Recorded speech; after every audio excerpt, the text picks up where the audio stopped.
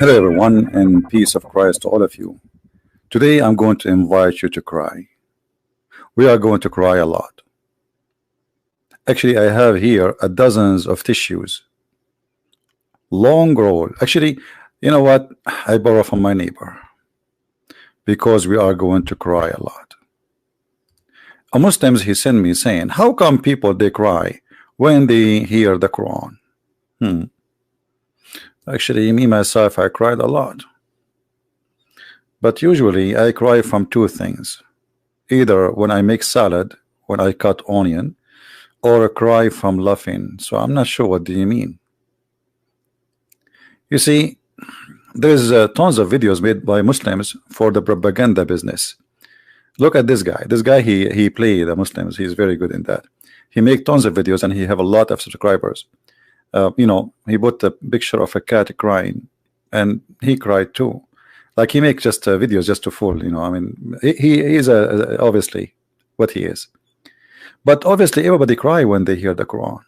Everybody. I mean, so why we are not crying too? Do you remember when the Muslims they made a video about the cat who don't step in the Quran? I remember this video very well. Then we have a brother, which I found it very funny, and I cried from laughing at it. And then we have a brother, his name is David Wood. I think many of you know him. He went to his friend's house, and the friend, he have many cats, many meow, because those are, I don't know, it look like even cats are Muslims.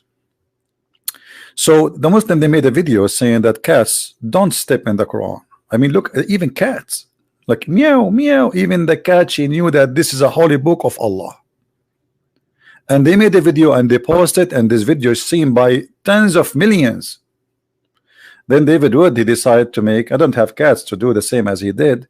I don't have dogs. I don't have any animals here. So David, he did make a video to examine if this is true, what the Muslims they post in their videos, or it's a fraud. Let us see what happened. You know, and for sure, this is from the account of our brother David Wood, Act 17 Apologetic. You can go and watch the video from there. Let us see the video. Hi, everyone. Well, you might notice the background here. I'm at my friend's house, and he has a cat. Why am I recording another cat video? Well, I recorded a video responding to a disturbingly common Muslim argument claiming that the Quran must be miraculous and from God because a cat will not walk on it. So I tested that over and over again, and it took me on average about half a second to 2 seconds to get a cat to walk on. Okay, hold on. Let us expose the lies here. Brother and sister, this guy David Wood, he is hiring non-believing cat, brother. Those cats, brother, they are not a believing cat. The previous video, brother, it is about a believer cat. This is not a believing cat. What? The Quran each time. You're kidding. Oh my goodness. Look at those Qurans.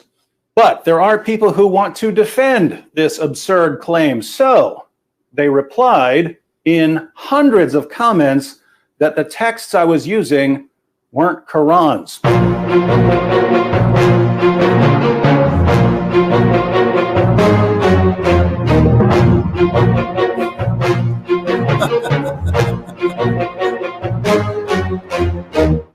I will stop that. I mean, look at the text book. This is not Quran. This is not Quran. This is not Arabic Quran. This is not Quran. This is fake Quran. This is not a Quran. This is not a Quran. That's not a Quran. Look at the comment. Look. None of them is Quran. It's not a Quran. This is not a Quran. Everybody know. Everybody can see this is not a Quran. This is not a Quran. I mean, look at all the Muslims insisting that the cat will not step in the Quran because this is not Quran. The text I was using, here we have a variety of Qurans, which they say weren't Qurans, they were dictionaries. So I heard dictionaries, they were phone books, they were random Arabic books, but they hold on, I saw a phone book. We have to be honest there. I saw, yeah. Is it hold on? Isn't it the ChristianPrince who called the Quran yellow pages? Come on, come on. Hello. Yeah, it's a weren't Qurans. Oddly enough, those same people would complain that I set the Qurans on the floor. Odd complaint if they're not really Qurans. But let's go ahead and flip through some of these books to see what they actually are. Notice that it says the Quran. That's odd considering it's just a dictionary. You can zoom in on this and see it in the original video. Arabic text with corresponding English meanings.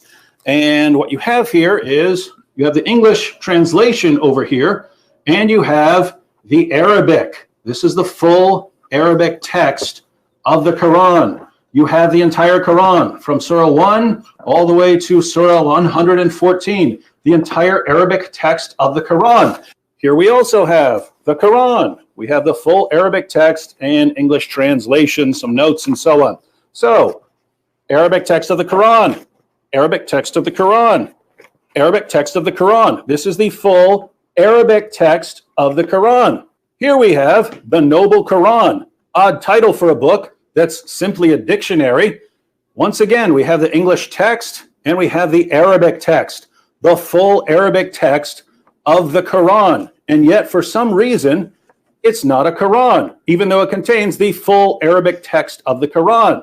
Full Arabic text of the Quran. Lots of English translation, lots of notes. You have introductions, but you also have the full Arabic text of the Quran. And yet we're told that this isn't the Quran. So basically you have two different kinds of claims. You have one, people saying that these are just dictionaries or some other random texts. I hope you see at least that these are Qurans here. But then we have another claim, which is that if any translation is added, it's no longer the Quran. So if you have the full Arabic text of the Quran and you add a word of translation, suddenly you have just destroyed the Quran. It's no longer the Quran. Now, why is that odd? Well, the word Quran means recitation, right? It's something to be recited. You write it down in the text because that's the text that is to be recited. So if you have the text in Arabic that's to be recited, then you've got the Quran. But according to our friends out there, it's not the Quran if it has an English translation beside it. So notice, if you were to say that you have the entire Arabic text of the Quran memorized, if you went to classes and memorized the entire text of the Quran, if you know the translation for any one of those verses, you don't have the Quran memorized because you've also got another language in your mind. See how silly this is? But I aim to please, my friends, and so we're going to put this to yet another test. Our friends say that these Qurans are not real Qurans because they're not just in Arabic. If they were only in Arabic, then we could actually have ourselves a little test. Well, we're going to go ahead and have a little test here. I have a can of cat food. Remember, that was the original claim. The original claim. Hold on. Do you see, guys? Do you see? He is using, let me tell you why the cat is coming. Now we know why the cat coming. He is using a very yummy food. I mean, those cats will die to eat it. Hello? Like, come on. Like, you see? Okay. See the kuffar trick? See? We knew the trick. Is that a cat will not walk on a Quran, step on a Quran for food. We're going to test it. Will a cat step on the Quran to get to some food? Let's test it with some Arabic text. So we have here a variety of Arabic Qurans. And we have some delicious cat food. The cat is walking without food anyway. Want that? Hey, look, where's that cat stepping? Where's the cat stepping? What is that? Man. Very disturbed at how quickly that cat stepped on the Quran. And it's currently stepping on multiple Qurans. What's wrong with this cat? What's this book? You tell me what this book is. This is not Quran. This is not Quran. What is it? This is because one comment I see over and over again is just because a book's in Arabic doesn't make it the Quran. Well, hold on. This is the story of Ali Baba and the 40 thief. I mean, come on, you want to fool us? It has Arabic text, yes, but this is Ali Baba's story. This is Ali Baba. It's the whole book is 40 pages. It's true, but we're not talking about any book that happens to be written in Arabic. We're talking about what this book is. What is this book? What is it? If we flip through this book, what is it? Is this 50 Shades of Grey? No. Is it Huckleberry Finn? No. What is it? Alibaba, I told you. Is it The Adventures of Tom Sawyer? No.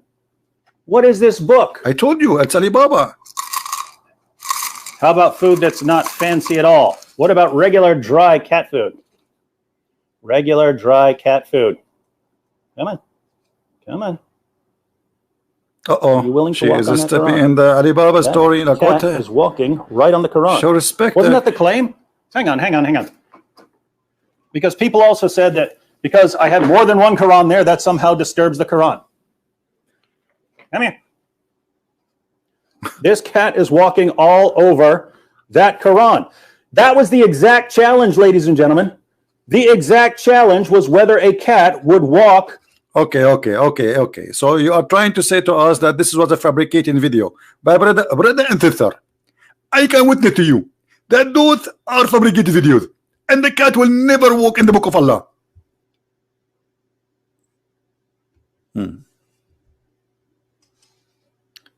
My friend, ladies and gentlemen, I will go. I just remember something. I remember how in Saudi Arabia, Muslims in Mecca, they throw Quran in the sewage.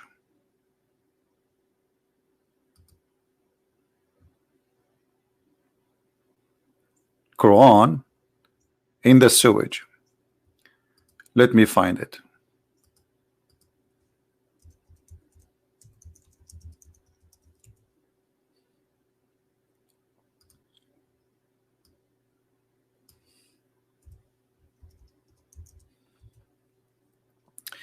Every year, the government of Saudi Arabia, they clean, and they, even in Pakistan, even many countries, they clean their sewage and they find tens of thousands of Quran. And who is the one who's throwing it there? The Muslims. Those countries are Muslim countries. Do you see it? They are cleaning the sewage. They are cleaning what exactly? The sewage.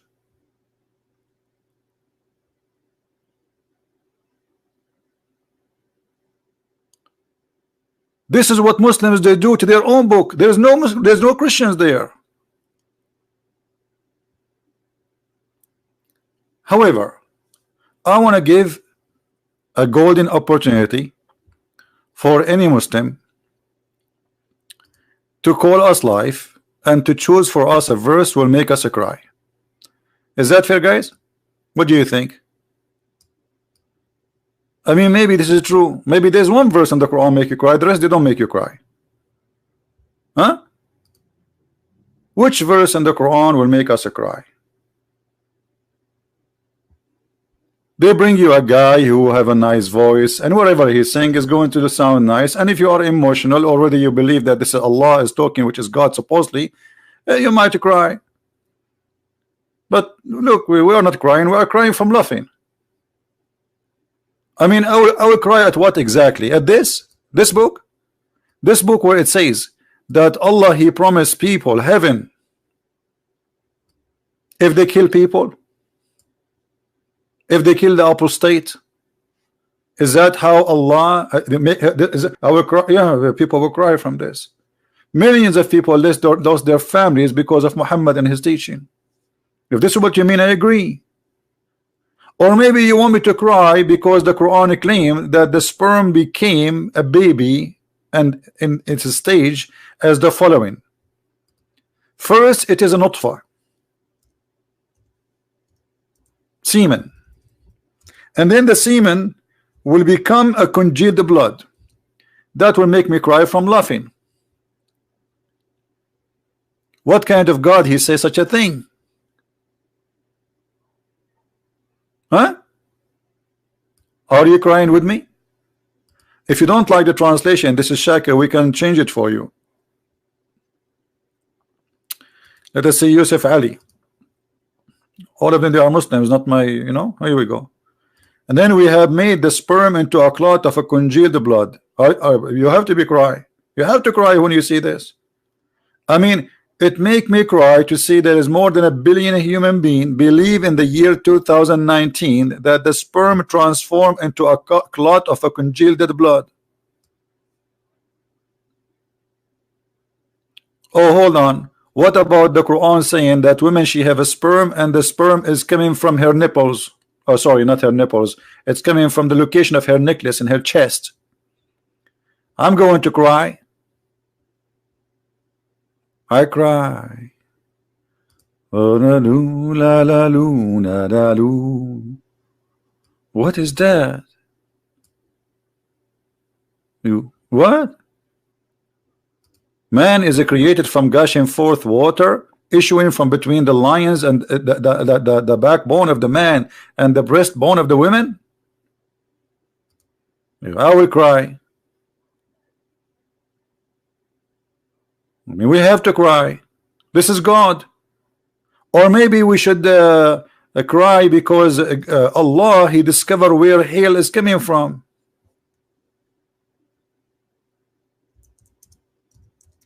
Have you ever heard of God? He think that hell is coming from mountains in heaven. Look like your God, he made his book after he was watching Avatar. Huh? Is that Avatar? From mountains in heaven, Allah, he bring hail down.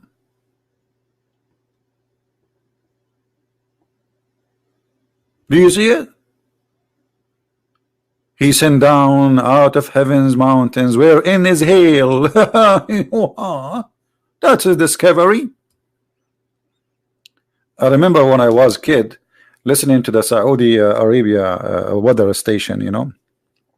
By the will of Allah, and inshallah, tomorrow we might have, if Allah will, only if Allah will, a wind in the speed of a 20 miles an hour. I mean, the guy, he have to put Allah every 2 seconds. Otherwise, they will kill him because he is claiming that he knew the future.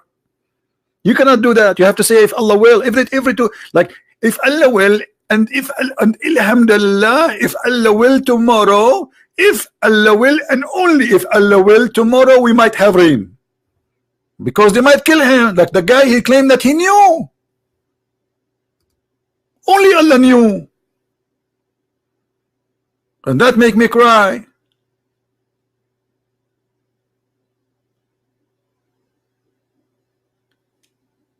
Now, who is a very smart, intelligent believer in Islam would like to call us and make us cry? I don't know. I have a feeling today I wanna I like to cry. I miss it.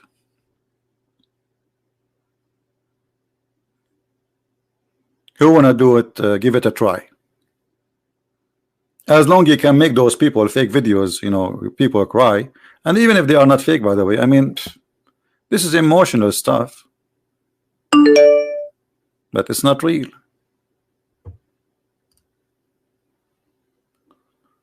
We have a missed call from Muhammad Qasim. Let us see if Muhammad, you have something.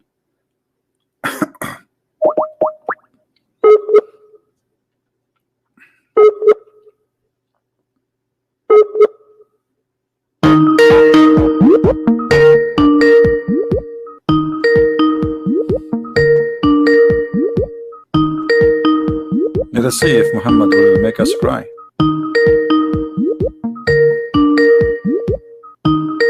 Look like Muhammad is crying already.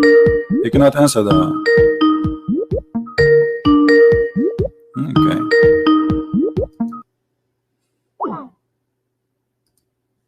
What we can say?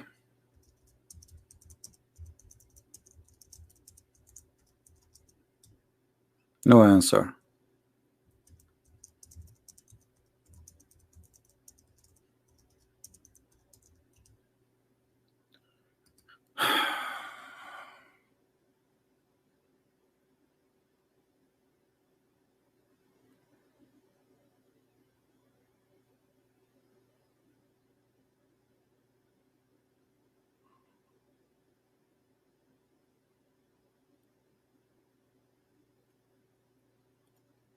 All right.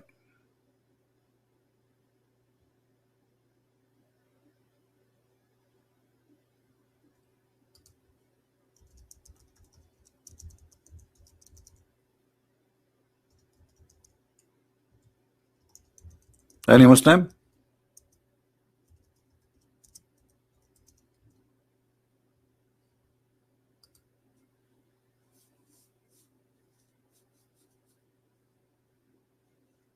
Anyone? Who is voluntarily willing to make us cry? I want to cry. I could not believe that Allah, He knew about how rain and hail is made. I mean, He break ice from mountains in heaven. This is how ice is made. I'm so glad He did not speak about a refrigerator. Otherwise, the Muslim, they will say how Allah predict the future. Anyone? What is the chapter? What is the verse? If we read it, will make us cry.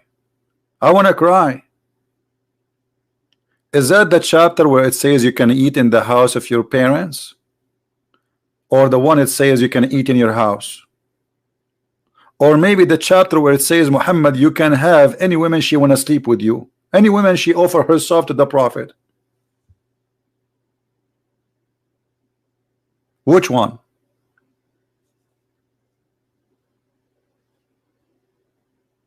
All those videos is made to make you, if you are a naive person, to think about Islam, to make you believe that this is really something special. They bring you a guy who have a nice voice and he starts singing the Quran in language you don't understand and hoping that his voice will have an impact on you the way he recite. But what about you bring me somebody have an ugly voice and let him recite the Quran? Let us see how many people they will listen. With a nice voice, anything you say, people listen.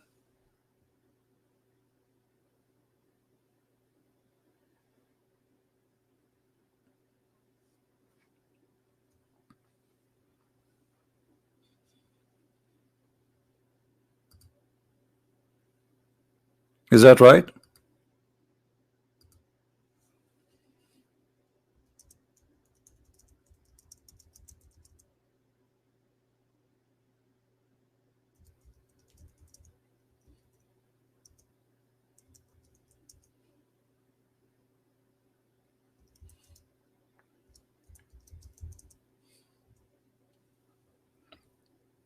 Anyone?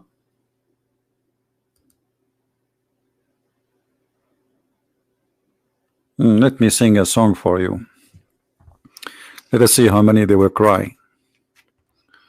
La la la la la. I don't know what song I will sing. Which one? Da da da. La la la la la la la la.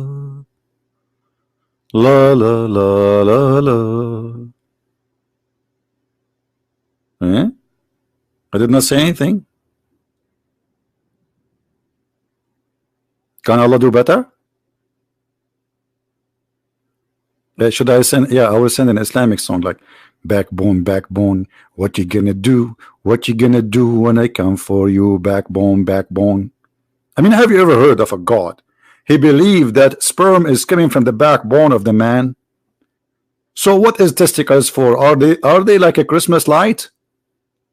Why men have testicles? They are like a flashlight or something?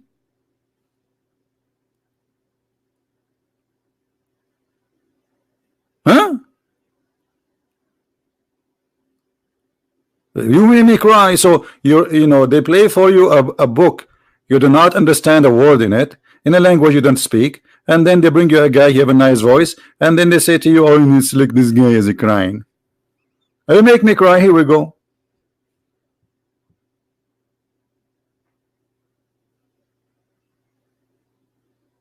A God who he think that the sperm of the man is coming from the backbone.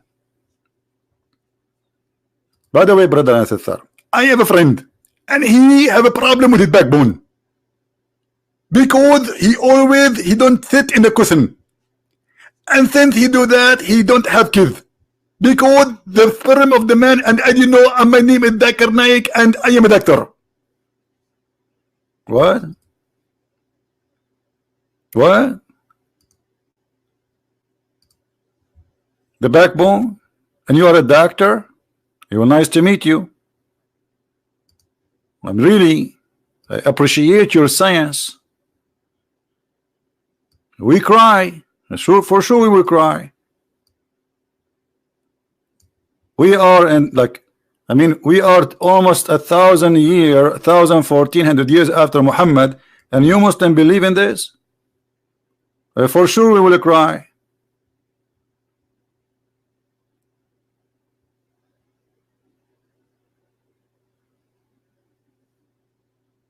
Huh? This is Quran, proceeding from between the backbone and the ribs, meaning the backbone of the man and the ribs of the women. And guys, this is the main reason I am still single. Imagine I get married, we go to the bedroom, the woman, she take off her clothes, you don't see breast, you see testicles. Brother, breast, testicles. This is God.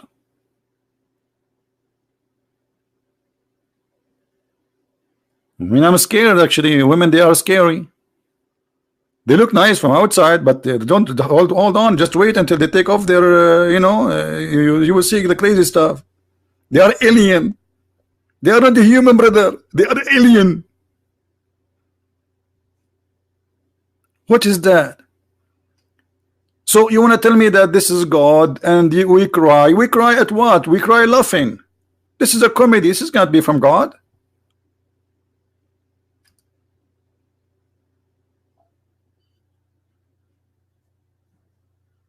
So who is a Muslim would like to give us a call?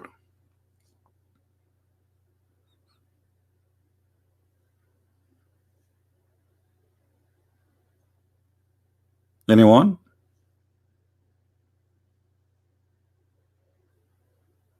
I cry when I hear that the prophet, he went to the top of 7 heaven and the top of a flying donkey. And what he saw in his way? I mean, somebody went to the 7 heaven and came back. Shouldn't he describe for us the space between? I mean, what, like, how he went there exactly? Did he go see the space? How fast is donkey? If Muhammad he go in the speed of light, he will not be able to come back after 8 hours. What speed of light? You need millions of years. Muhammad was riding a flying donkey. But we have to admit it was sexy, and you know it. Let us see the hadith.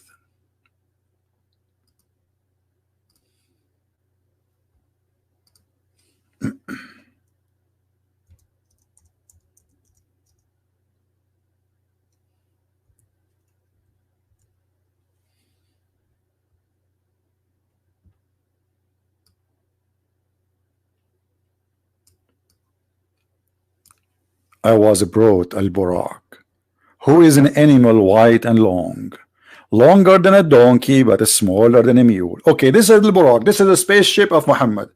I want you to explain to me how this donkey he can go to the space and come back in 8 hours, and not only actually come back. In his way, he stopped in Jerusalem.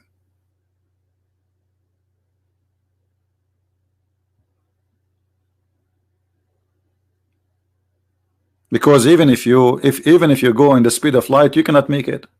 You need millions of years. Like nobody knows where the end of this space is. So if Allah is above all the space, at the end of the universe, how this donkey went?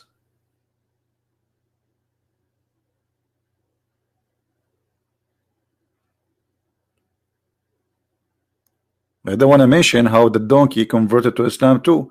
Guys, do you know, according to Ibn Kathir, Who is the first one who commits suicide in the history of Islam? It was a donkey. His name is Yafur. Yafur is a donkey. He was captured by Muhammad. He killed a Jew.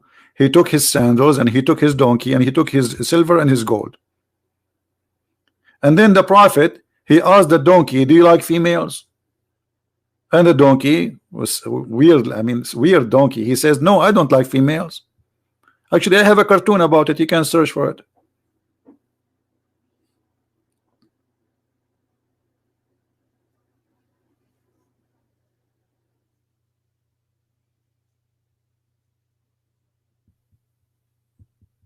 Anyone? Any Muslim don't agree?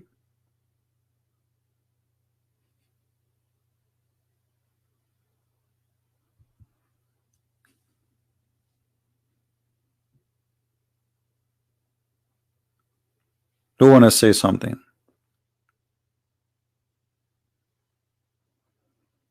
And look, in his way, he went to Jerusalem. I mean, not only he went to the 7 galaxies.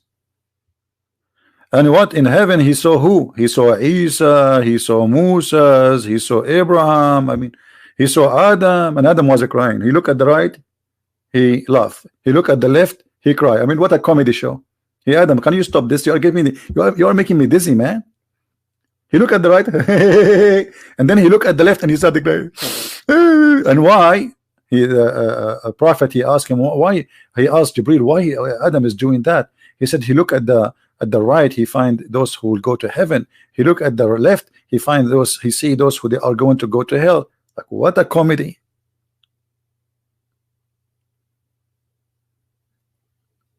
I wonder how, I wonder why.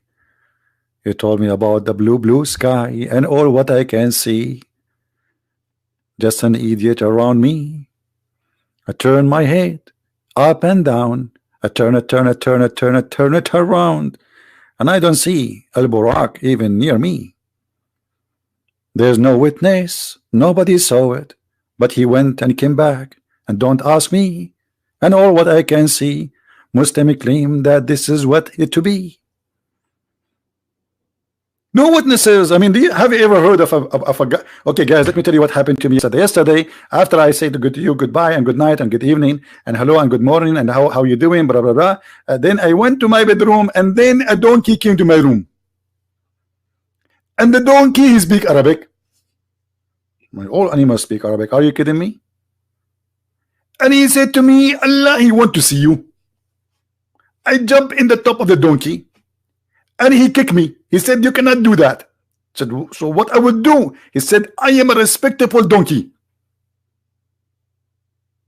So I said, okay, how I'm going to go with you? He said, walk with me. And we walk together to heaven. True story. Prove me wrong.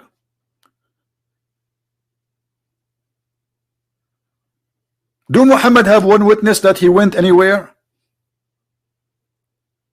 I mean, what kind of miracle? Nobody saw, nobody witnessed. And even Aisha, she said his body was here. Even Aisha, she said the Prophet body, his physical body was here. So how he went there?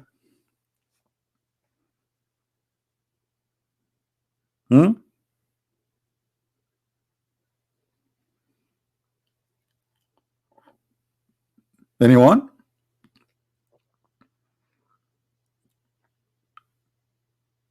Hello. And here the story, by the way, it turned into more comedy. Like when Muhammad, he went to the gate with the donkey and Jibril.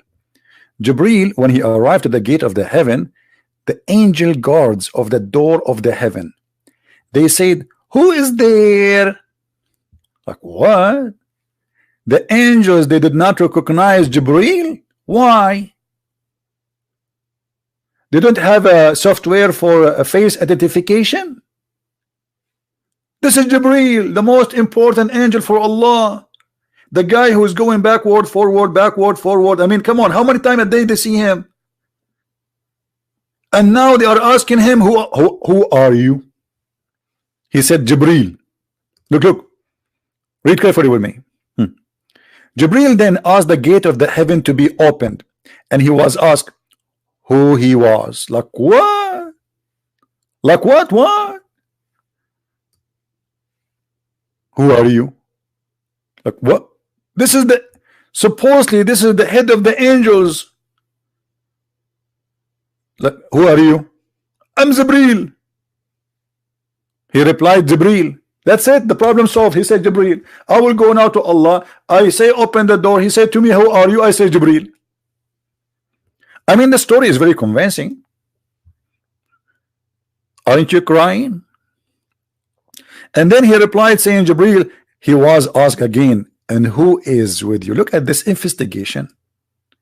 It's like the headquarters of the CIA.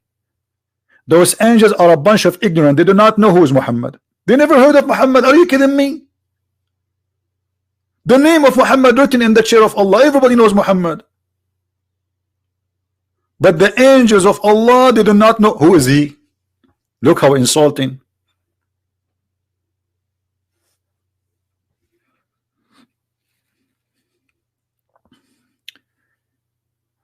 There's a guy, an Arab guy.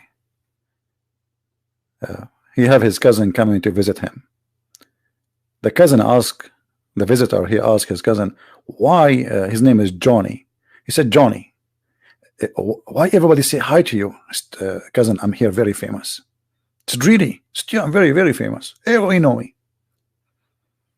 Man, that's really good. So one day they are in Italy, you know. So they went to the Vatican. And the Pope, he was making a speech. Johnny, he said to his cousin, I'm going to say hello to the Pope. Okay, just wait for me here. The cousin, he was suspecting that his cousin really is so famous. So he asked the guy, when his cousin stopped in the stage to say hello to the Pope, he asked the guy who was standing next to him. He said to him, hey, by the way, do you know who is that guy there in the stage? The other guy, he said to him, the guy next to Johnny, you mean? I do not know. The Italian guy recognized Johnny, but he could not recognize the Pope. And this is exactly what the Muslims are saying to us. Johnny was more famous than the Pope.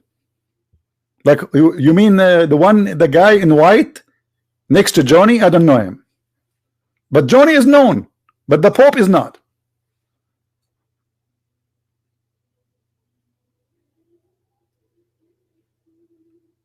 So the angels of Allah, they are not recognizing Jibreel and they are not recognizing Muhammad. How they recognize them? What's your name? I'm Jibreel. And who is he? Muhammad. Nice to meet you. And that is a story will make me convinced, and I'm going to cry. I cry. Look, we have 777 watching the video now. We don't have too many today. I don't know why. James Bond.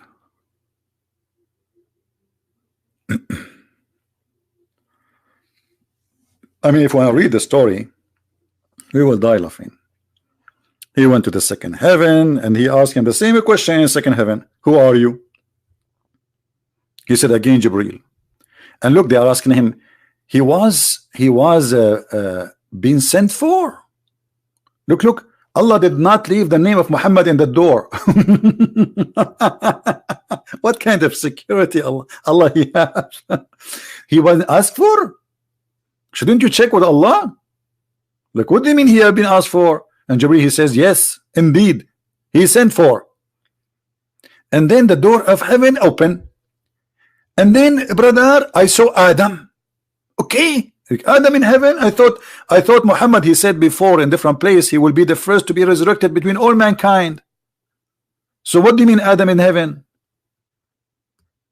And he welcomed me and prayed for my good. Then we ascended to the second heaven. So that's it. The first heaven have only Adam. I mean, this Adam is really a big shot. He is taking the whole floor by himself.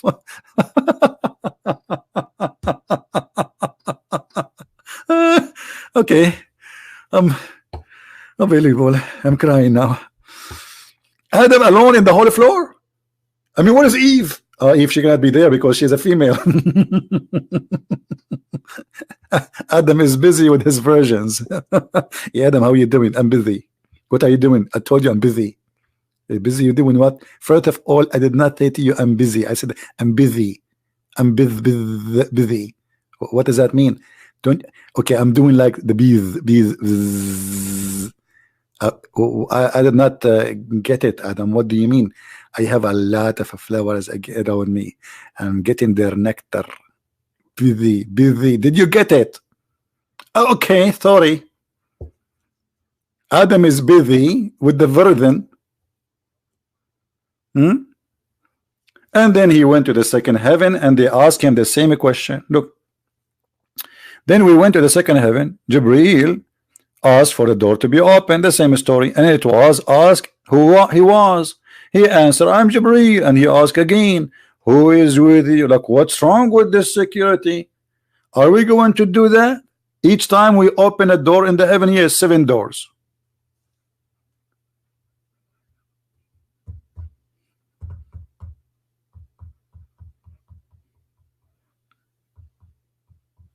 And then you bring me a cat.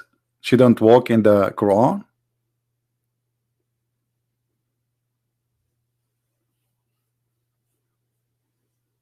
Are you Thor?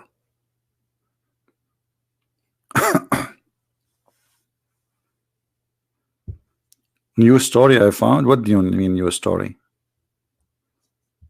There's no new story for Christian Prince. All stories are old because me and Allah, we are together in same classroom.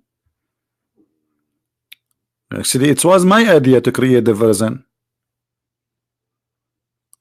You know, because one day we were making hummus, and I said I need to use virgin oil. Allah, he heard the word virgin, and he bingo got the idea.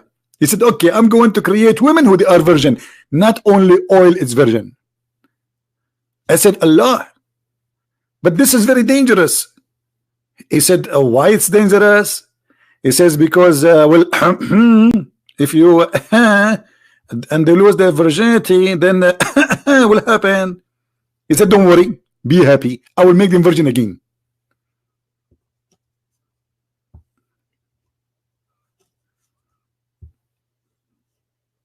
To believe in this, you have to have a virgin brain. Never been used. Ever.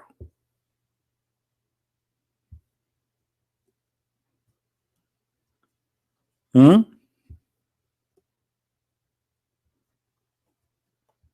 we have any Muslim don't agree? Where are you going to sleep? We have a guy is going to sleep, guys. A Christian Prince program is like Islam. You can get in, you cannot get out. Where are you going? Where are you going? The guy is okay. What do you mean good night? Hey brother, hold him. He is murtad. He is an apostate. He is leaving us. You cannot go. How we can grow in number? Good night. What would you think that's it? You can get in so easy and you leave as you wish? Hello? Crazy people. You get in, you cannot kill, you cannot leave. That's it. You stay here until Judgment Day.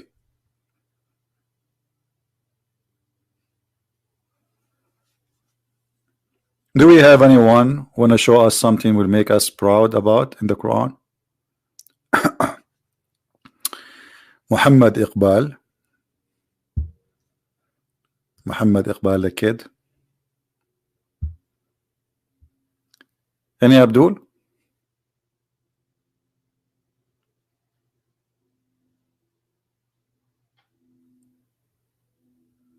Anyone?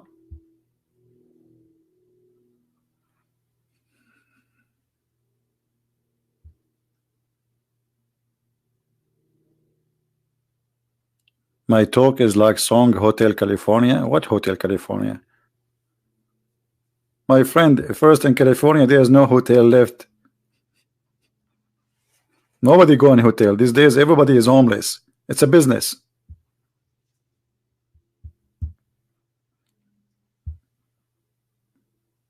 You go, you open a tent in the side of the road. They give you free food, free drink, free electricity, and you are the good guy. Now you want to go to work. and the government support you. So change the song. Yeah, it's not a Hotel California. It became Tent California. Why you cannot call Skype? I don't know. Ask Allah.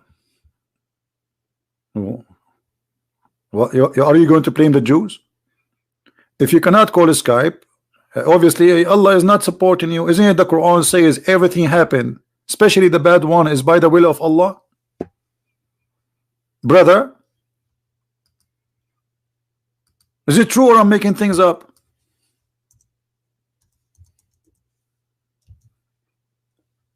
Hello?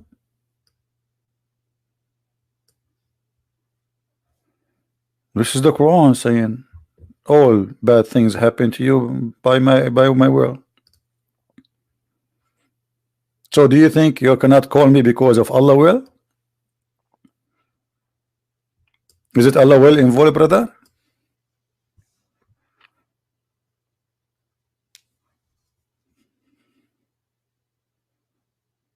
So if everything happened in this earth is bad, happened by the will of Allah, why you blame the devil for bad things?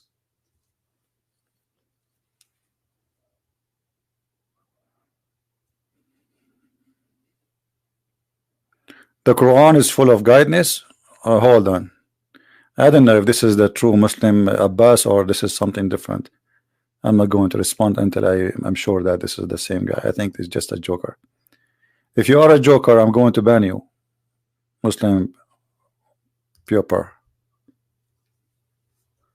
Do we have any Muslim want to say something?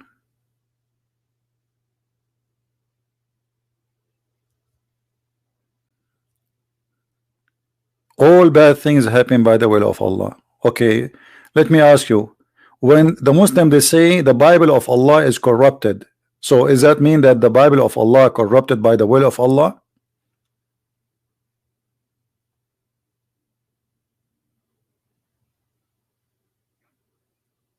Somebody saying to me, you are a donkey. My friend, I don't know why you are saying that, because if I am, that will make me the cousin of your prophet wife or her brother. Your prophet, he married Zainab bint Jahsh, Zainab the daughter of the donkey. So I'm not sure what do you mean. I'm not her cousin.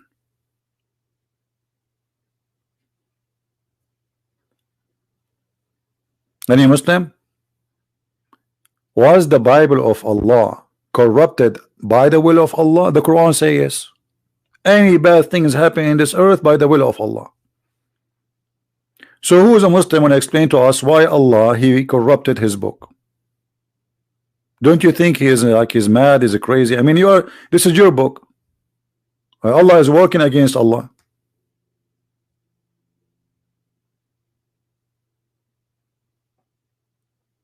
Somebody saying Quran guide you to hell. Quran guide you nowhere, my friend. The first thing the Quran will make you will lose your GPS for anything. What guide you to hell? Even hell, you will be homeless.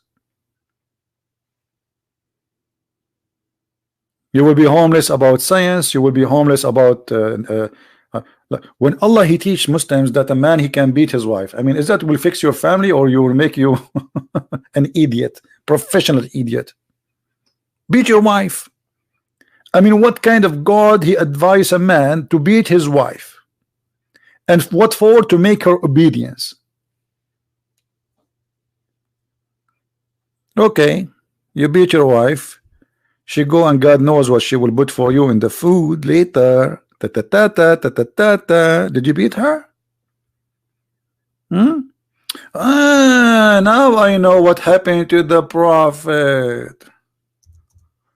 This is why the Shia they accuse Aisha that she killed Muhammad. Is that true, brother? Is that true? There we go. Muhammad he think he is dying because of the poison he ate in Khaybar. Many Muslims they said to me, but this is impossible because this is 4 years ago. Obviously his wife then, Aisha. Aisha, she was putting maybe rat food for him, rat poison, something.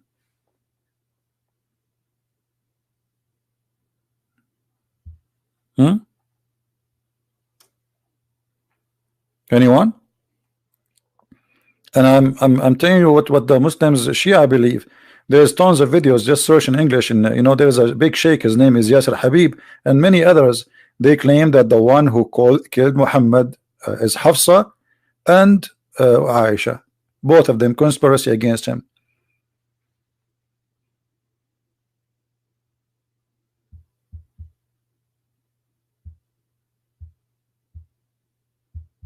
Anyone?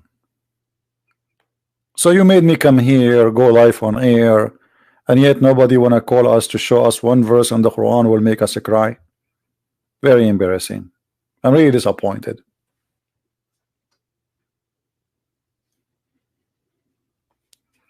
Let me tell you a story which is more useful, guys. I want to give you some advices.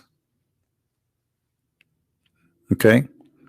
You know, I like really to advise people and help them in their lifestyle. Brothers and sisters, yesterday an angel came to me and he said to me, you can eat in your home. And now I'm going to explain to you the benefit of eating in your home. A prophet, God told you that we can eat in our home. Yes, brother.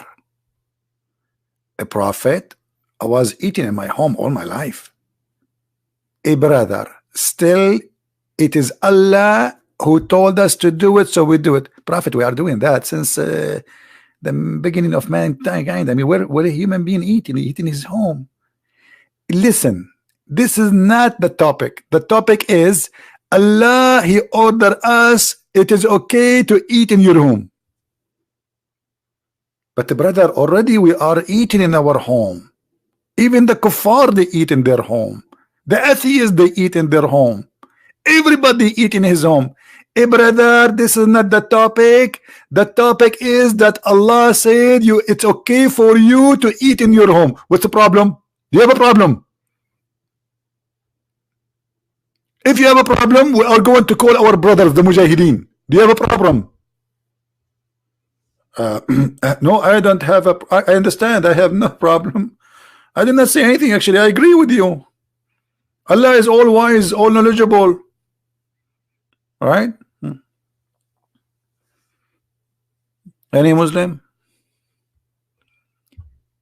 And the brother, Allah told me, if you are blind, you can eat in your home. Hey, brother, are you sure? First of all, don't call me brother. I'm a prophet, and you know it. If you are blind, you can eat in your home. So where the blind supposed to eat? Any Muslim can tell me? I mean, the blind supposedly he eat where? Now Allah given him permission to eat in his home. Why in the time of Muhammad there was like a Sheraton and like whatever 5 stars hotels and the restaurants? I mean, where people eat? It's not. There's no fault in a blind nor in the one who is born lame. So if you cannot walk straight, you can eat in your home. Wow, thank you Allah, thank you. I was waiting for this moment all my life. All my life I was waiting outside my home. Now I can eat. Look at the wisdom.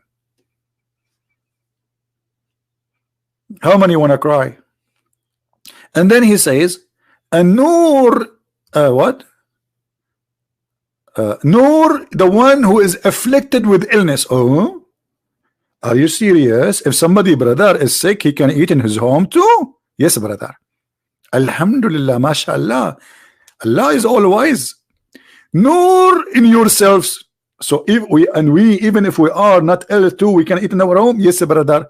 I was afraid, brother, I will not be included.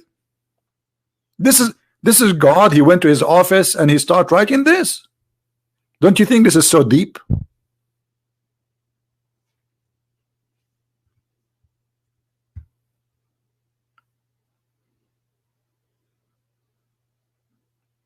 By the way, YouTube is very weird. I mean, I'm not familiar with YouTube. Like you see, I came from the Arabia, and by the way, we are the one who discovered the internet. I'm telling you, Even like a very famous Shakespeare. He's an Arab. His name is Shakespeare. But anyway, I'm not going to tell you about how great we are as Arab. I'm looking now at YouTube. I see there is 554 giving me finger. What is that? And then there's 9, the finger up, and there's 9 giving me a finger down. Brother and sisters, I don't deserve that finger. The only one deserve that finger is Allah. Look at this verse.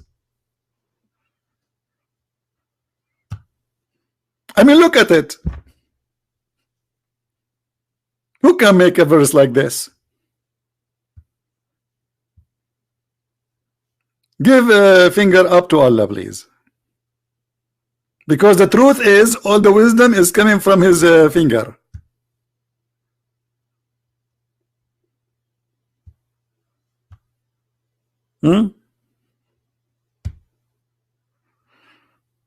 Anyway,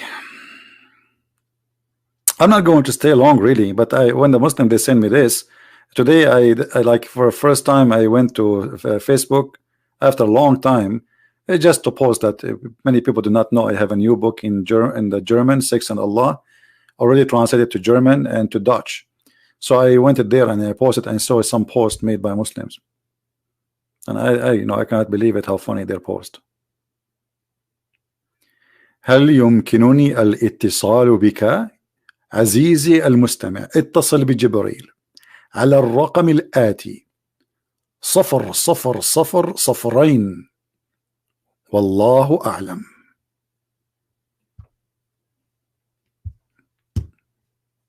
I cannot translate for you, sorry. This is was a verse inspired to me by Allah.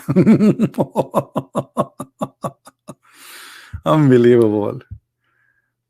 What do you mean stand up comedy? I mean, this American, I mean, English is really funny. Stand up comedian. I mean, cannot you be comedian and you are sitting? Why I need to stand up? Give me a reason. My friend, your reasoning is the same as reasoning of Allah. Stand up comedian.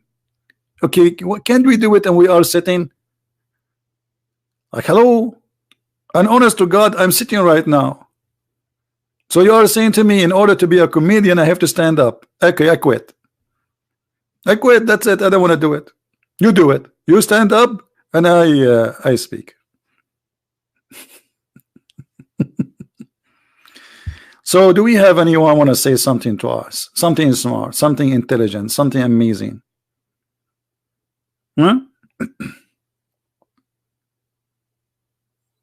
Anyone? What is this? This is God talking, and then he says to you, and you can eat in your houses, and you can eat the house of your fathers and your mothers, and let me call my mom to tell her I can eat in her house, and your brothers. And what is that?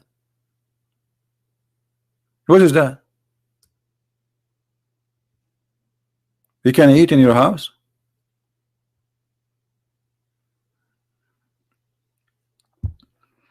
I wonder what Allah was eating at that day.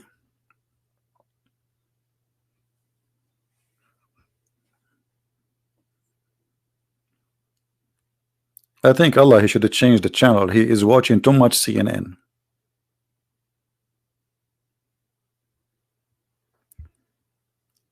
Anyone? Do you know the history of Islam calendar? Islam calendar.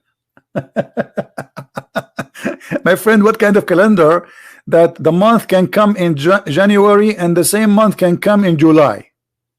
What calendar? Have you ever heard of a calendar the same month it change every month, every year? Sometime it come in the winter, sometime it come in spring. This is not a calendar, this is a messed up calendar. There is no calendar.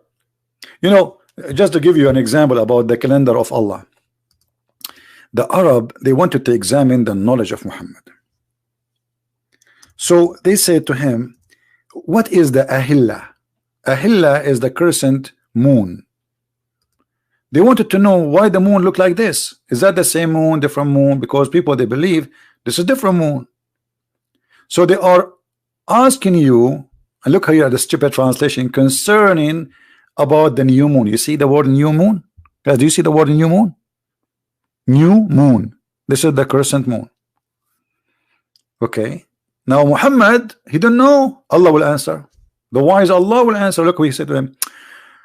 The guy, he went home, he been squeezed by Jibreel. Allah sent him the message. The message is like a serious message, man. And he said to him, they are asking you concerning the crescent moon. Say, it's a sign mark for a period of time to do Hajj. They are not asking you what we are using it for. We are asking you what it is. He ran away from the answer. They are asking you what is the ahilla, not what we use it for. They are using it already for that.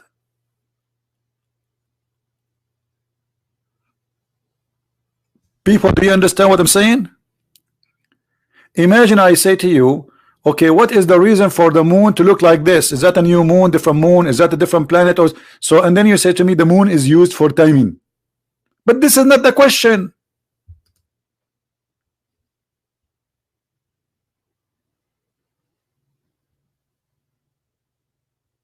The question why it is like that.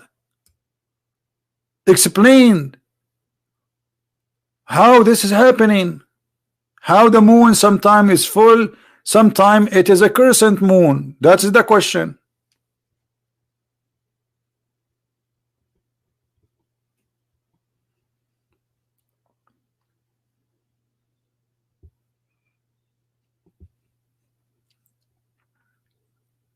Anyone? Okay, guys, I'm not going to stay long. Don't forget, please, to download my videos before we take them down. We don't leave them for long. I'm working in my book. It's called Allah's Justice, because Allah is full of justice. I mean, He's full. If you open the barrel from the top or from the bottom, it's the same. He's full of justice. I mean, you will see. So I want to finish this book as soon as I can. And this is why I'm not really staying long. Actually, I was away for a few days just working in the book. And you know, I am the same as Allah. I need like to be in the mood of writing. You know? So I hope we will be able to finish it soon. And I will send Jibreel, and Jibreel will publish it. Anyone knows Jibreel? I find it really good that Jibreel, he speak Arabic. I mean, this is the same Jibreel, he came to Mary and he speak Hebrew. But the difference is, when Jibreel, he came to Mary, he said to her, Shalom. When Jibreel came to Muhammad, he squeezed him.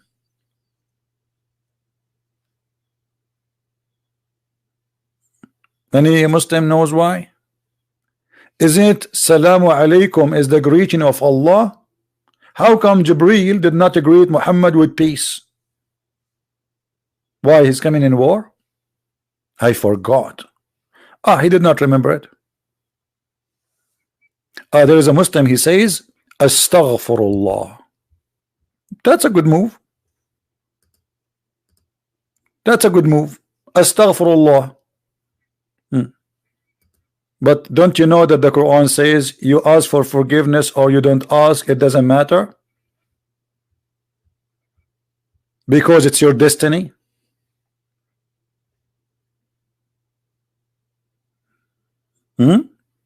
Astaghfirullah.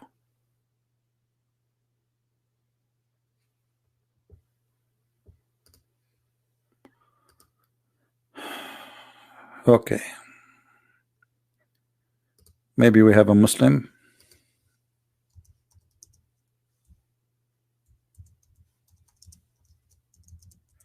Even though I have to go soon, but let us give him a chance for somebody.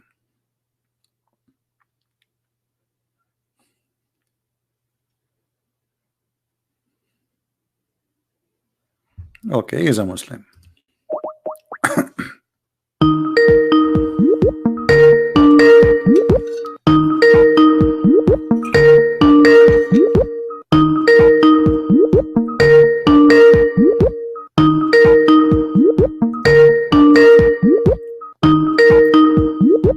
Answer, my friend. Hello? Yes, hello. Yes, I want to give you a verse. All right. So you said you are a Muslim first, right? Yes. And what kind of Muslim you are? I'm a Sunni Muslim. All right. Give me a verse, my friend. Surah 8, verse 33. Surah 8, verse 33. 33. Okay, read it for us. Go ahead. I'll read it in English. Okay. Call upon me, I will respond to you. What? Call upon me, I will respond to you. But this is not the chapter 8, verse number 33.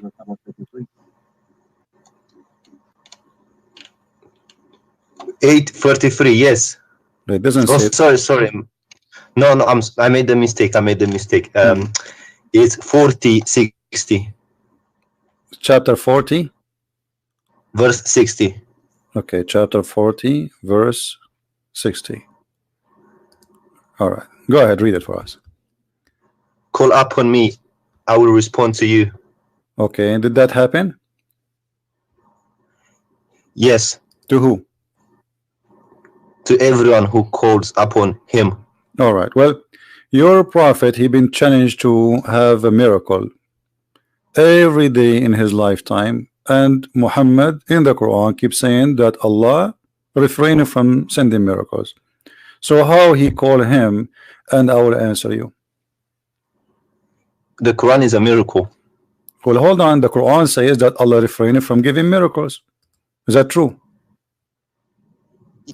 Giving miracles to other prophets. He refrained to give miracles to Muhammad. Muhammad had many miracles. Well, the Quran then is a contradiction, because here we go. This is Quran speaking about Muhammad, not about others. Here we go.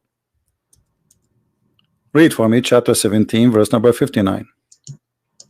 On your YouTube channel, yes? You can read it in your book from your side, doesn't matter. Chapter 17, verse number 59. Let me open it up. And we can open for you any translation you wish. Which translation you like? Which translation is your favorite translation?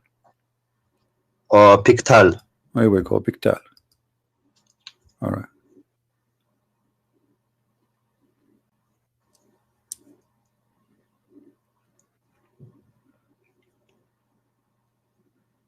So what do you think? Allah, he says he refrained from sending miracles. Yeah. So how Allah, he says in that verse, ask me and I will answer you. And the people, the Arab, keep asking Muhammad, and Muhammad answered them, I have no miracles. Yes, but you know, inside the Quran there are many miracles. Like what? Give me one. For example, that honey is a healer. It's what? Honey can heal. I think it's Surah 86. Honey can heal. Verse hold on. Yes. Okay, hold Surah on. 16, verse 69. Yeah, but this is the honey can heal. This is exist in the Bible, and it's not a miracle of God. I mean, this is you know, something people they knew before a long time. People use honey for it. But let me show you. As long you are saying Surah 16, verse 68. No problem. Okay. In the Quran, your God, he made a mistake speaking about that verse, because that verse, it says that the bees, they eat fruits and they do poo-poo, and their poo-poo is honey. That's not correct. I read it. This is the chapter you gave me, verse number 69. Yes, I know. Okay, read it. What they eat, what their food according to the Quran. You look, it says wherein is healing for mankind. My friend, read the verse. They eat from the Yes. fruit and they do poop honey. It's in the front of Yes, you. they eat fruit. Yes, Okay, that's true. The bees but eat no, fruit. the bees don't eat fruit. This is not true. They do. No, Shall I show you? No, the bees, they eat honey. The food is their food is you want me honey. to show you? I can show you. My friend, the bees, their food is honey. So your God Allah, he is an ignorant. He think that bees, they eat a fruit and they poop honey. I will show you. Okay, my friend, does it say in front of you they eat fruits? Okay, what is the honey? So the bees, when they make honey, they okay. Well, let me ask you. So what is the honey? Why the bees they have honey? What is that? They suck the nectar out of the fruit. All right, but the nectar, they don't eat it as nectar. They eat the honey, correct? No, they produce honey. They don't eat honey. So they suck the nectar so why from the they fruit. produce honey? Why they produce honey?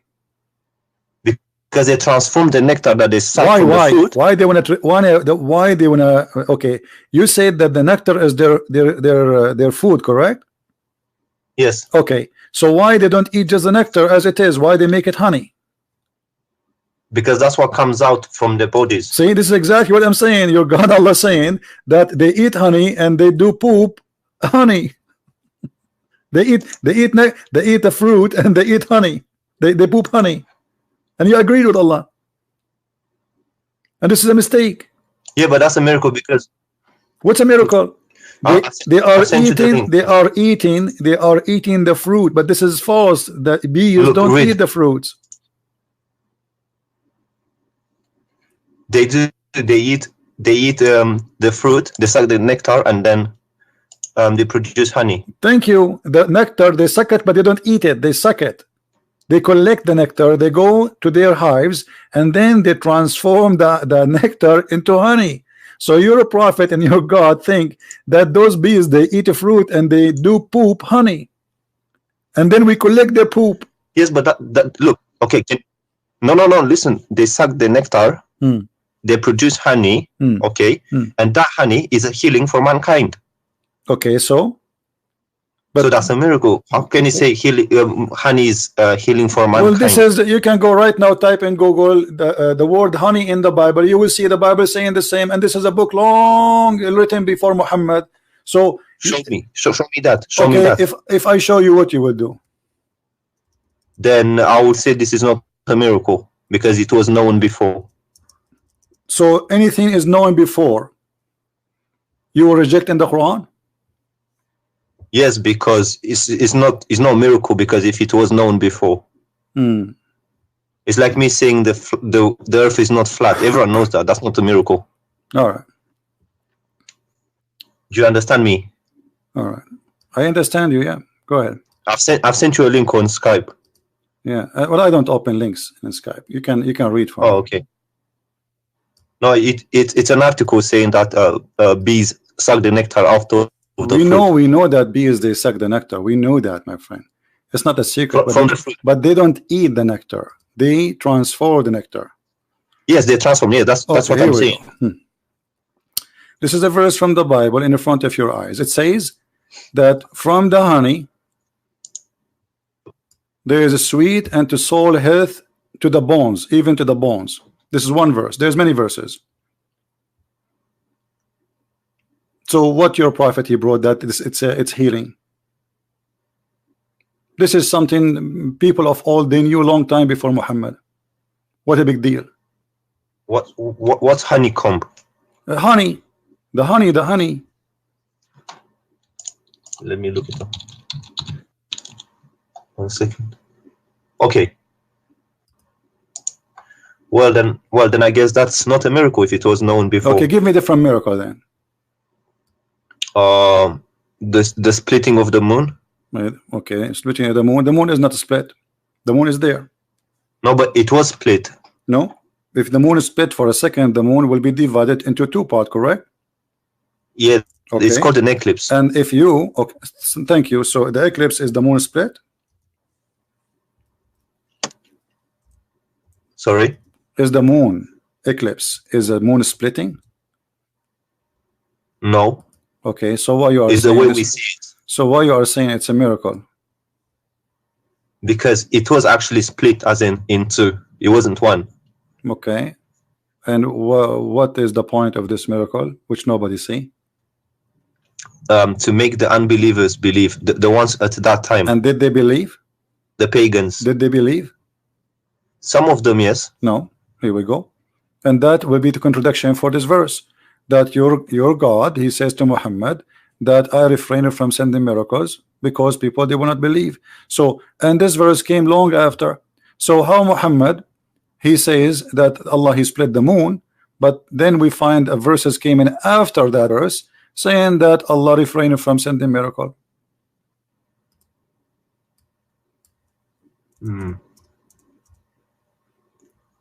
This verse came after the moon, chapter 17, verse number 59, It came after the moon splitting. Okay, so that means there's a contradiction. Nothing stop us from sending ayat or miracles to the people, except that people of old they deny it. But this is not true. Christians, they believe in the miracles of Jesus and the miracles of Moses and miracle of the prophet. So this is a false excuse. It's not talking about the Christians. It's talking about the pagans of the Arabia. It doesn't matter, but there's people there. People, okay. So if people of old they reject them, and don't you Muslims, you say Muhammad he married from a Khadija and she was a Christian? Yes. Okay, so this is mean according to you Muslims, Quraysh there's a Christian people. So no, because there are not in what no because today there are not Christians in Arabia. We are talking about the time of Muhammad, not now. This is happening in the time of Muhammad, my friend, not now. Yes, well. So can we go to can we go to Surah 86 verses 5 to 7? Okay, 86. 5 to 7. Are you sure you are a Muslim or you are making fun of Islam? No, because I saw you mentioned this before, and okay. I want to explain it to you. Okay, go ahead. Explain it to us. Basically, he says coming from the lions of the man. It's coming from the lions, and that is true if you look scientifically. How? So the sperm is coming from the backbone of the man? No, because in what's the word in Arabic? Solb. For the backbone. Solb. Yeah, but that means lions, right? No, it means backbone specifically. No, because I've looked at other translations and they say instead of backbone they say lions. Okay, go to the interpretation of let me ask you what the lions mean. What that word mean? Genitals from the testicles. This word mean that? Really? Yeah, go to the interpretation of Ibn Kathir. Okay, we'll go to Ibn Kathir. Here we go. It's in front of us. Read. Or Ajal line, they say lions. Okay, they don't, no, it says in the front of us backbone. And the translator he put between two brackets, which means Ibn Kathir did not say that. He said all lions. Okay, but he said the backbone, right? Yeah, but look, all lions. Okay, what? But even the lions, by the way, they are bones. No, they're not. Here we go. I will take you to the dictionary. Here we go. Dictionary. I'll take it to English dictionary. Here we go. I have it in dictionary in front of me. It says that they are the ribs and the hip bones in front of you. Look, it says the region of the sexual organs, especially when regarded as the source of erotic or proactive power. But here it's this is the translator saying the word lions, but the Arabic it says backbone, and it's still he meant the bone. In Arabic it means both backbone and lions. No, my it can friend. mean No, my either friend. or. Okay, no, this is not true. In Arabic it means only bones and mean exactly the backbone. I've asked an Arabic speaker. Okay, let me ask. Do you speak Arabic? Shoya. Okay, do you know somebody who speak Arabic? Yes, but I have a friend, but he's not next to me right now. This is the dictionary. I will put it for you in front of you on the screen. Read for me what the dictionary says. This is your Arabic Islamic dictionary. This is what the word solb mean.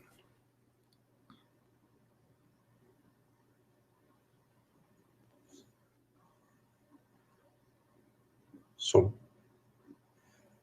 yes, but it can also mean lions, can't it? No, it doesn't. How do you say lions in Arabic? There's many words. I mean, like Arabic is very. None of them is about because it's not the bone. This is the backbone. My friend, that's the word solb. The word solb is specifically the backbone. You can go and open any interpretation you want. You said to me Ibn Kathir, right? Here we go. This is Ibn Kathir. This is Ibn Kathir, meaning the backbone or the ribs of the woman. Do you see it? Yes, but if you go to a Jalalain, let's go to another thing. They also say let us go to a Jalalain. Hold on, I will go to a Jalalain. Remember, this is your choice, right? Yes, I'm just trying to clarify clarify this. Yeah, you can. I'm not trying to be my friend, contradict you. You are reading your own Islamic translation, and even your Islamic translation is proving Islam to be false. Let us go to Al-Jalalain.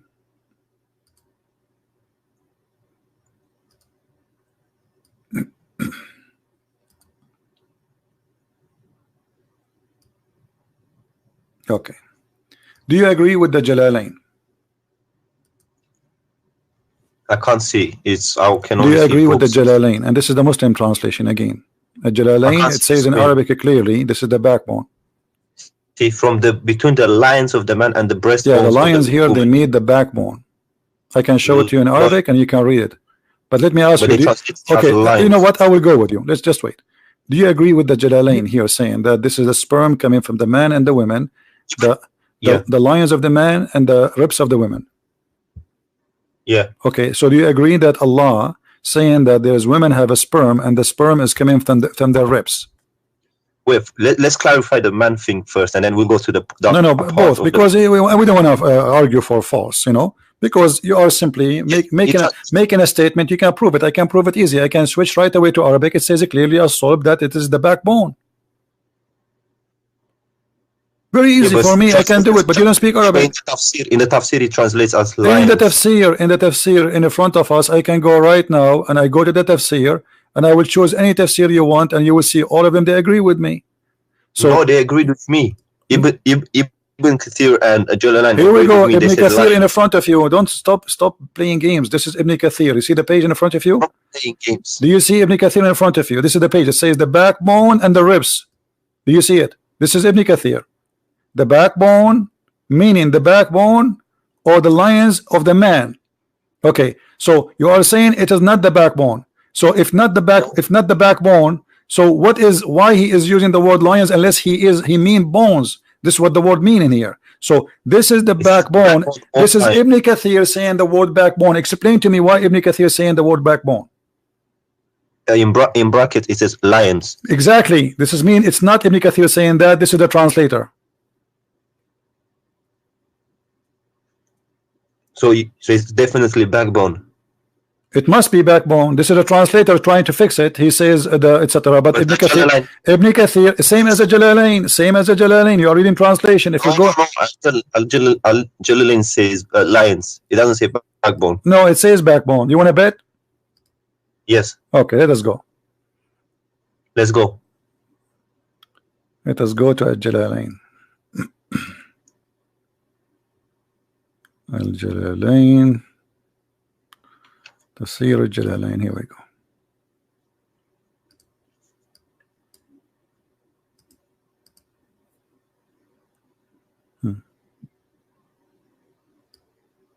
And I can give you a name. يخرج من بين الصلب للرجل والترائب للمرأة وهي عظام الصدر. Did you understand anything?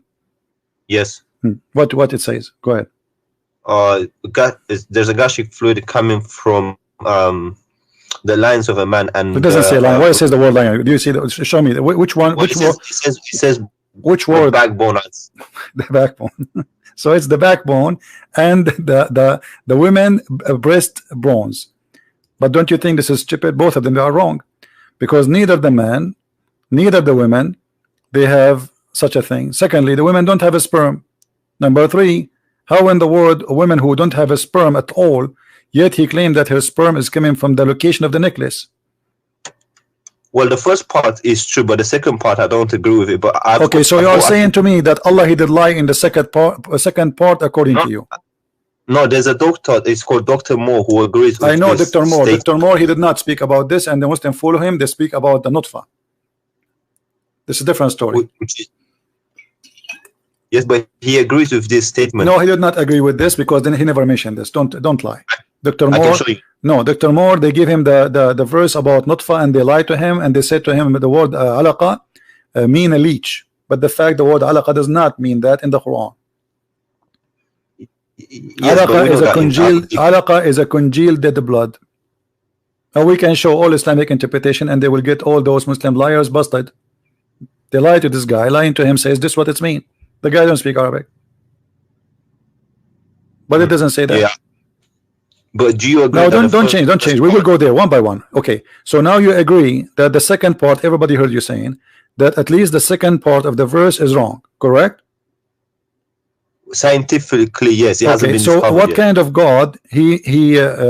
Half of the verse according to you is correct and half of the other verse is wrong, because now the creation of the baby is wrong, because as long half is right and half is wrong, it doesn't matter which half, we have a wrong creation of the baby. Yeah, I think the translators translated it wrong or something. My friend, who care about translators? I speak Arabic, I read in Arabic. Okay, what if we go and see what your prophet said? What do you think? Do your prophet understand how the baby is made? Yes. Okay, let us see what your prophet said.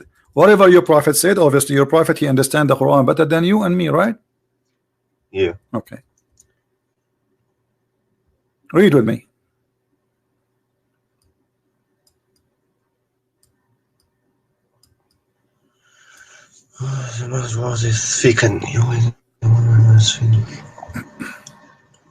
It's thick and white. The water is thin and yeah, that's true. That's true. But the resembling part, I don't know about the resembling part, but the water being thick and white is true. And okay, what is the water? When Muhammad he says the word water for both water of the women and water of the man, what is that water? The lubricant part, you know, the thing that comes at the beginning. All right, so this is what make the baby. This is what make the baby. No, that's not true. But this is what the Quran, this is what the Hadith saying. Which of them comes first? The child will resemble the parent. The thing about the water is true, but the resembling part, I don't think so. So you are saying to me that your prophet and your God Allah, half of their sentence is true and the other half is stupid. Is that what you are trying to say? There has to be an interpretation behind it. My friend, giving the interpretation, here we go. He's describing for you. He claimed that man, he have a sperm and it's white. He called them both water. And it's gushing forth. This is the same interpretation for chapter 86, verse number 6 and 7. So the man water is thick and white. The women water is thin and yellow. And whoever of them comes first, the baby will resemble the parent. So about who comes first, who is going to control. But the water of the women, which he's talking about, have nothing to do with the baby in any way.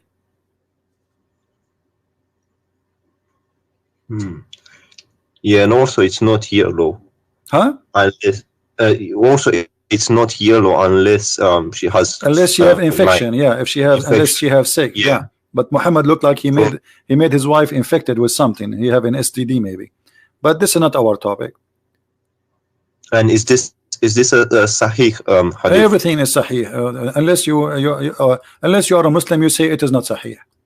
Because all Muslims, they make what is unsahih, they say it's weak. Anything embarrassing, they say it is not sahih. No, I'm being honest. I just no want problem. To check. But this is what Muslims usually do. You can do the same if you want. I don't care. No, I don't do. No, you did the same. You did exactly. I showed you what Ibn Kathir says about the backbone. You said no, it's not the backbone. I was right. You gotta be honest. I was right about. No, you were not. Lions. No, you were not. This is the translator. He put it between. Listen, you were. No, you were not. Here we go. This is Ibn Kathir, my friend, and you agreed. Ibn Kathir, he says the backbone, and the translator put it between two brackets. Correct. So if Ibn Kathir, if the one who explained the Quran says to you it's a backbone, it means it's the backbone. Bone is a bone, and the testicles are not bones, are they? Isma, listen. Ajalalan translated it as lions directly. No, he did not. No, this is the translator. Again, this is the translator. Jalalain did not say that. This is again a false translation. Okay, but are you talking about the Arabic bit? You're not talking about the translation, are you? I'm talking about the Arabic stuff. Too. I'm talking about the Arabic too. And look here, you see, here we go. Let me show you. This is Ibn Kathir. Do you see Ibn Kathir? Why here in the translator forgot to add the word lions? Look at this. Proceeding from between the backbone and the ribs. The backbone of the man and the ribs of the woman. Do you see it? Yes. Okay. Yes. So Is it what this is what the Muslims understand for all this time? And I showed you your prophet explained the Quran. So this is how it's understood. This is what it's meant. And Ibn Kathir, he speak Arabic very well. Don't tell me he did not know what he's talking about. So this is what the Arabic word mean about a sulb. But today Muslims, in order to cover the shame and the stupidity in the Quran, they try to add between two bracket words. Like as an example, you will see in the hadith says a chromosome. Muhammad, he mentioned chromosome, but they try to cover up.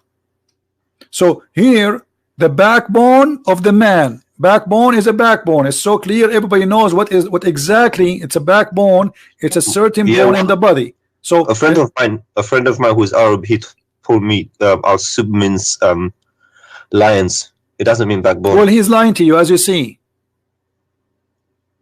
Yes. Secondly, as long you agree that Allah is wrong about the women ribs, where sperm is coming from, that's mean this is cannot be from God anyway.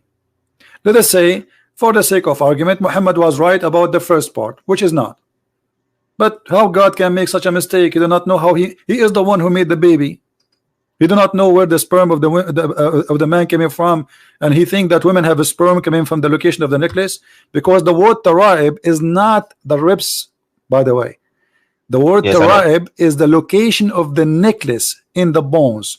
Which mean if you put your finger right your neck, your neck down, okay, that space where your finger go and the ribs they meet together, the first two bones, that is exactly at the right, huh? The collarbones, collarbones. Correct. So this is exactly where Allah claimed that women have a sperm coming from. Yeah, I need to ask someone about this. Why you need to ask someone? Here we go. This is your Ibn Kathir. You are the one who asked me for Ibn Kathir. We have it in front of you. We got your prophet explaining how this happened. Yes, because when this Arab friend explained it to me, he explained it differently. My friend, your Arab friend is not a friend, because your friend should be truthful with you.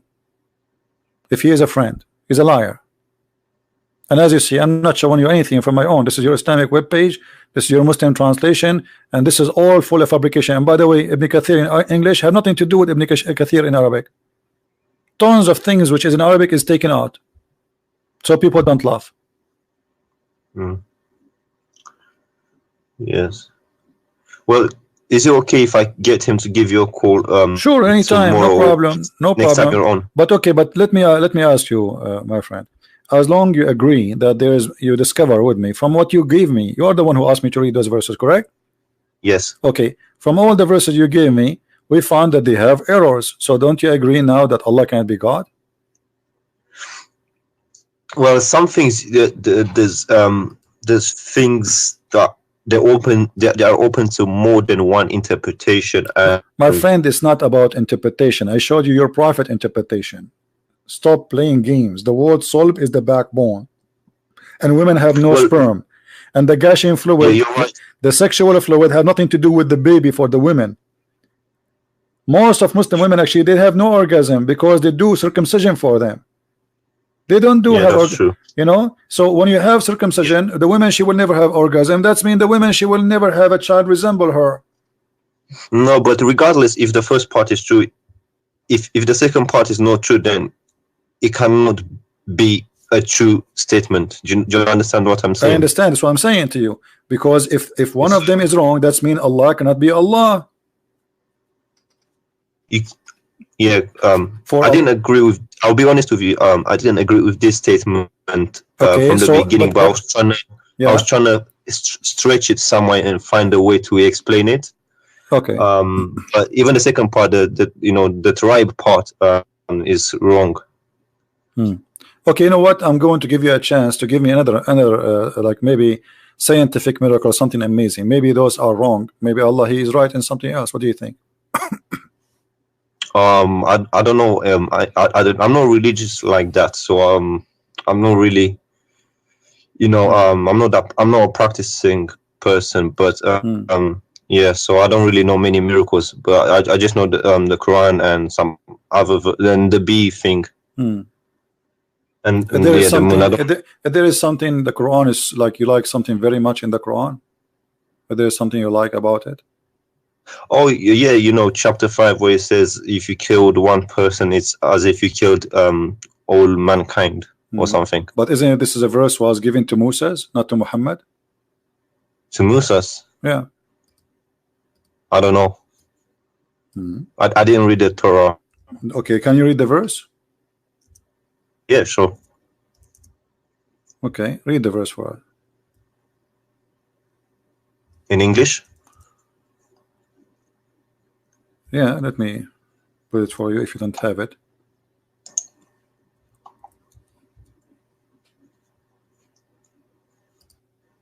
This is for the Jews, not for Muslims. Muhammad, he was killing people left and right.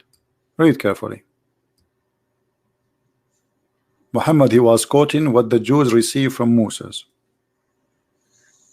from the Bible.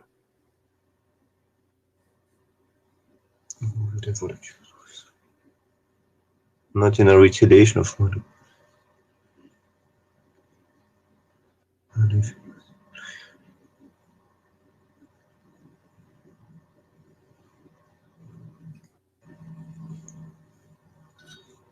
Okay. But it doesn't say anything about Musa. It says, who is the one who gave the book to the Jews? Isn't it Moses?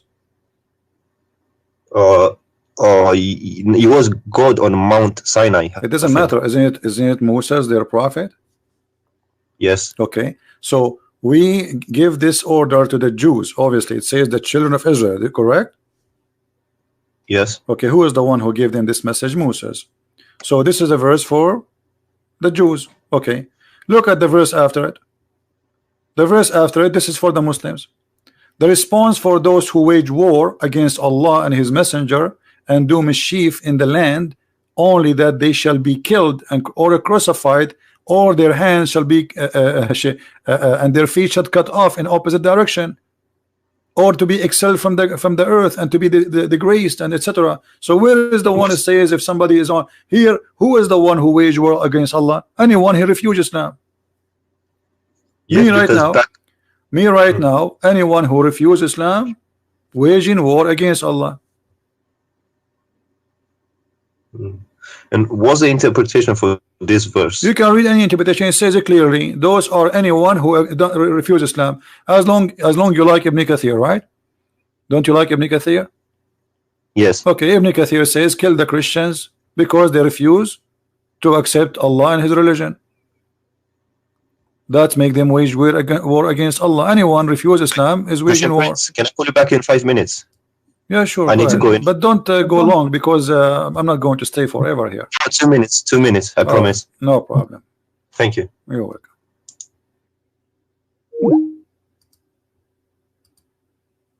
He will leave Islam sooner or later. If he is really honest, he will leave Islam.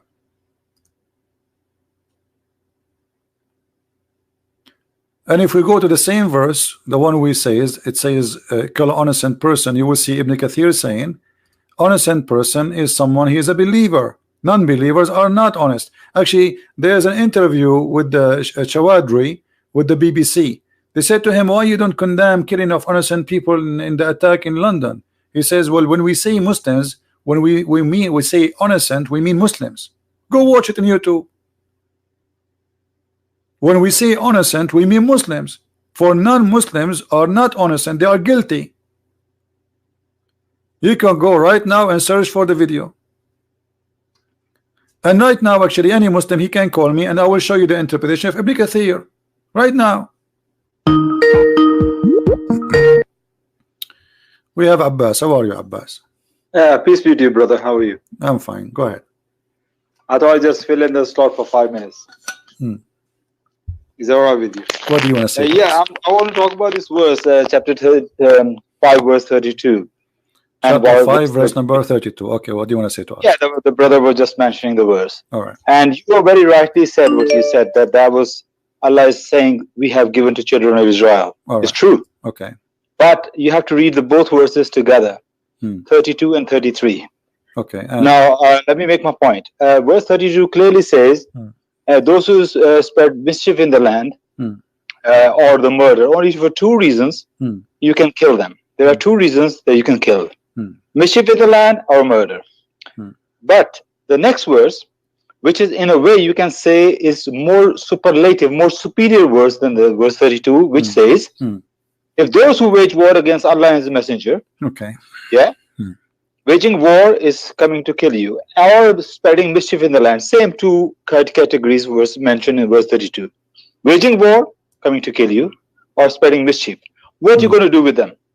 But in the verse 33, which is for Muslims, is give you options. In those options, there are options that you can even let them go.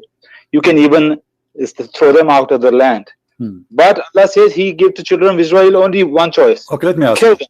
Let me ask you. No, let me make my point. No, I got you. Okay, so but we don't want to waste our time, Abbas, please.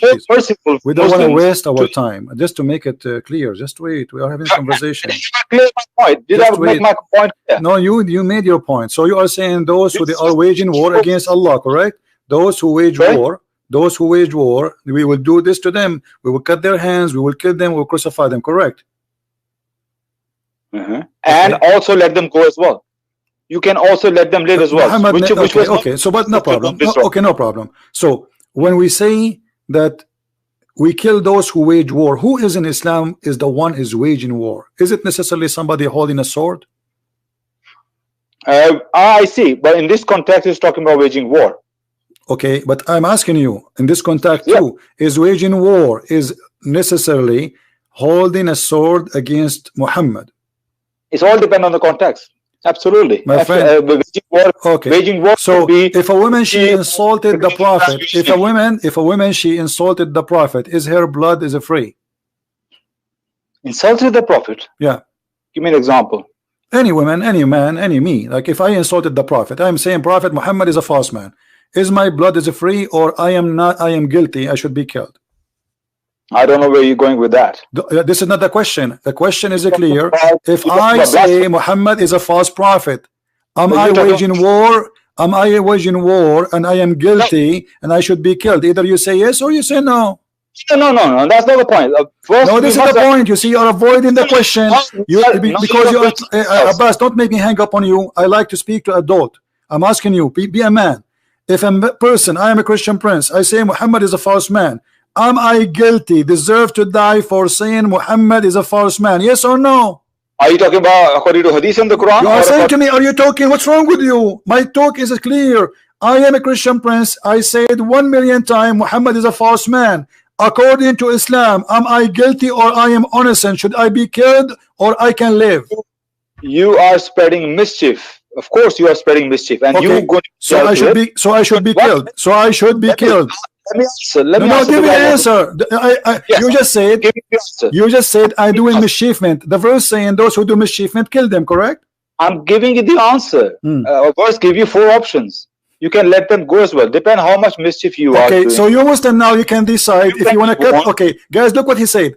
This coward, he don't dare to say it. He's saying, "Oh, Christian Prince, if we capture you, we can either kill you, or crucify you, or cut your hands and feet, or put nails in your eyes, or we can let you go. It's up to us." But he will not say it. I didn't say. You didn't let me finish my point. You just said you are doing mischiefment. Isn't it the verse in the Quran says, "Those who do mischiefment kill them"? I was making my point and you cut me in the middle. Okay, make your point. I want a clear answer. No, I want a clear answer. You are a coward and you are a coward. You will never answer. I'm asking you, Christian Prince who say Muhammad is a false prophet, do he deserve, according to Islam, not according to my opinion or your opinion, according to Islam, do he deserve to die, to be killed? I will give you the answer. My friend, why the answer is so hard? Either you say yes or you say no. You're not letting me. You're not letting me speak. It's very easy. Yes or no. You always ask question yes or no. There's an explanation. Yes, then you can explain yes or no, because the answer should be one of them. It cannot be both. Okay. If I say Muhammad is a false prophet, listen to me now. Listen to me now. If you spread a mischief, you're going to be warned. You're going to be told, please don't do that. You got to stop it. Abbas, I think it's really bad. Listen to me. Finish. Let me finish. Then you're going to be warned. But if you don't stop, you keep spreading it. Then these 4 punishments will apply on you. One of them. Okay. Yes. Muslims they send me 1 million warning, saying to me, stop attacking the Prophet. So according to you, you have a duty to kill me now. No. It is the government, not individual. Individual have no right. Who is the one who have the right to kill me? it will be the governments. It will come through the legislation. What government? What government? What government? Islamic government, right? So according to you, okay, according to you, I should be killed by Islamic government, correct? No, it's their decision, not my decision. No problem. But according to you, you just said, everybody heard you, because I say this is waging war against Islam. I am saying things against Muhammad, so I should be killed by the government. That's what you said. Are you going to be banished from the land? Four punishment will come. Get lost. Mischief is. Get lost. I don't respect you.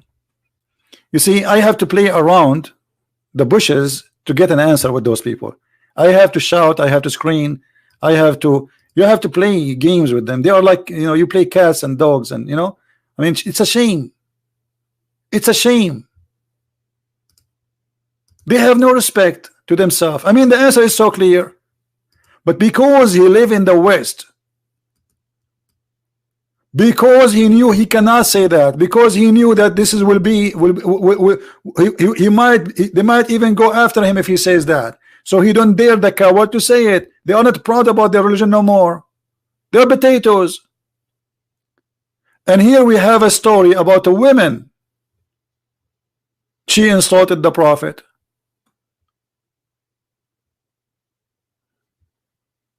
What happened? The man, the owner, the Muslim, killed her. And what happened? Muhammad, he says, court, court, court, who is the one who killed this woman? Bring him here. Well, they brought the man. He said to him, Prophet, this woman, she slander you. She defame you. She insult you. I told her not to do that. And then I took my dagger and I killed her. I inserted my dagger inside her stomach, and she was bleeding, showering her child, which was between her legs. And this is why I killed her. And then the Prophet, he's the judge, he's the Prophet of Allah, he is the government of Allah. He said, well, here I bear witness that her blood is for free. She's a woman, she is not even a man. Her blood is for free. And this potato, he will say to me, this is not sahih. It's sahih. Do you see how we get you busted? Or what the women did? She insulted Muhammad. She don't like him. She believe he is a false prophet. The man, he killed her. And look here, maybe the man is lying. Maybe this is not the reason he killed her for. Muhammad, just because he said she insulted you, he said, okay, her blood is for free. So when they say to you, in Islam, we fight only those who fight us, this is what fighting them mean. You refuse Islam. Isn't it Muhammad, he says, I've been ordered to kill all mankind unless they convert to Islam?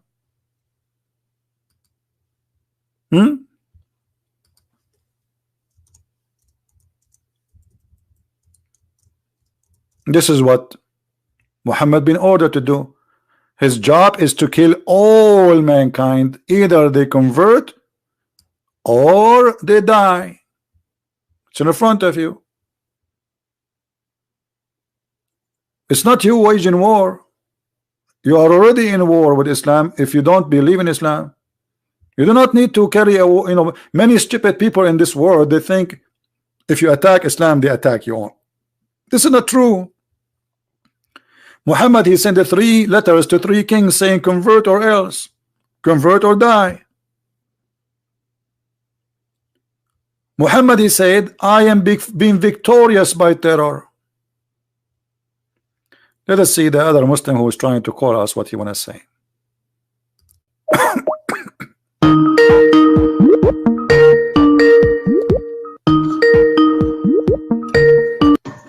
Yes, I'm back. Can you hear me?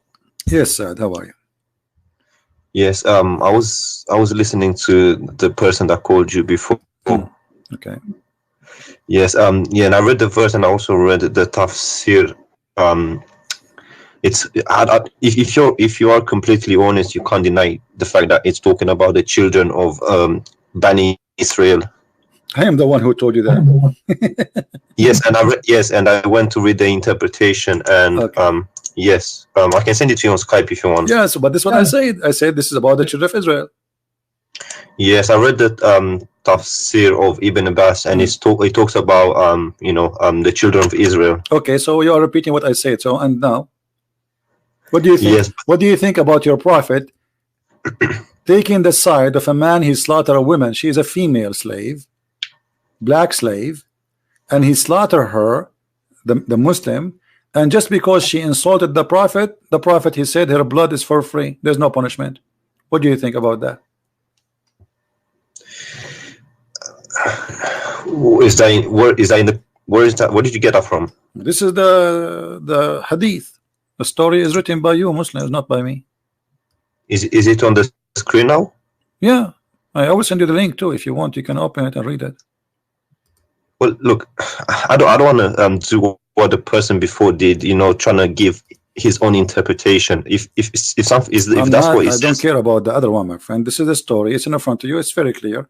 The man, he killed the women. The prophet, he says, bring him, because he thought it's just a crime.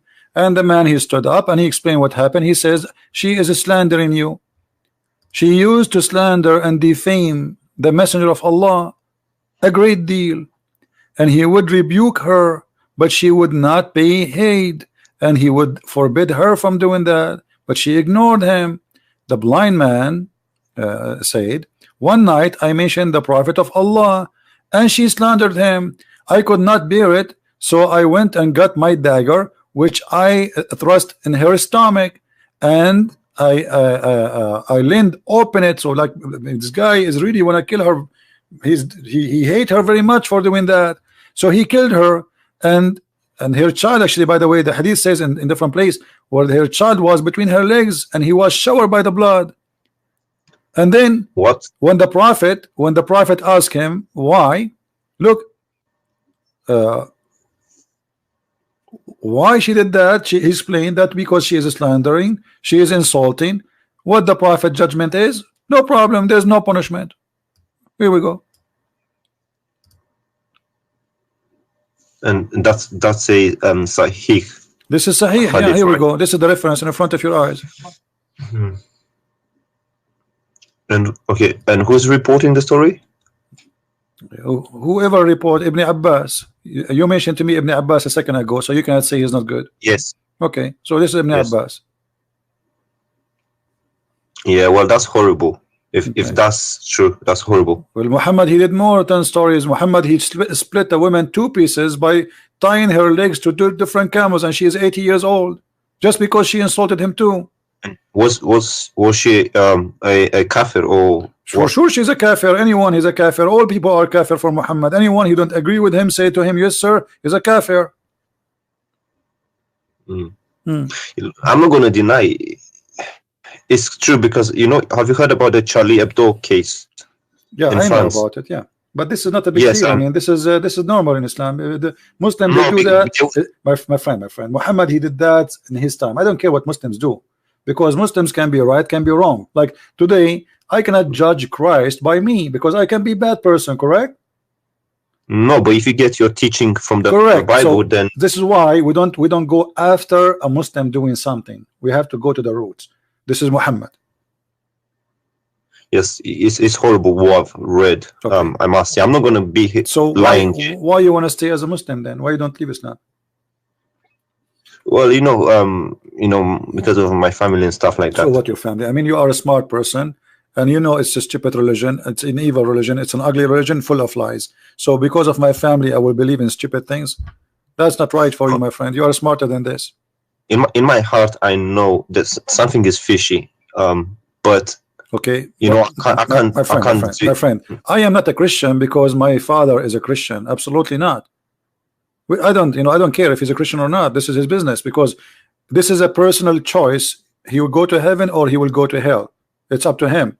So I'm a Christian because I made a decision that this is the right thing for me. I'm asking you now, just because of your family, they are Muslims, you will stay as a Muslim, but you agree right now with me that this is horrible. Quran is full of miracles, full of madness, stupid stories, flying carpet. The birds who are looking for women who have hair and have no hair in her legs. The ant who said to the ant, Suleiman is going to crush you, and Suleiman, he laughed at her word, but the ant is a mute, cannot even hear or even talk. They you know, creatures, they communicate, but they don't talk. It says he heard her words. So how in the world this can be from God? It's obvious. And you are a smart person who God bless you. He gave you the internet, he gave you a computer, he gave you technology, he gave you things, he gave us a chance, me and you, to meet and talk. So this is a blessing from God, that you are in the end of the world, I am in the other side of the world, yet we are talking. This is really an opportunity, might not repeat again. So I'm asking you, as long you agree that this is a garbage cult, why you stay there? Just say I am out. Yeah, well, I have a Arab friend who explains things to me. He reads it in My friend, Arabic. your friend is not a friend, because he's a friend. He should be honest with you and tell you the truth. You just told me, he told you that the backbone means something else. He is not a friend. My friend is the one who honest with me. It doesn't matter what I'm talking about. Anything else, he is not a friend. Yeah, like I said, in my heart I know some things are fishy. And, okay, in your heart something is fishy. So now it's not in your heart. It's in your brain. I'm not gonna be like you know, denying things that are so true or give my own interpretation. Like I heard the person before you, he was trying to make it fit with the West, and you know, but you know, if that's what he said, then you just gotta admit it. You can't deny everything I say. I never will say something unless it's true and I can prove it. Otherwise, people will laugh at me. Otherwise, and even the Christians, they will lose their trust on me. You know, this is, and not only that, and on top of that, I have to fear God, because if I'm lying to you, that's mean I'm not Christian no more. I lost my salvation. So I have no reason to lie to you, my friend. But in Islam, officially, you can lie. Chapter 3, verse number 28. There's tons of verses.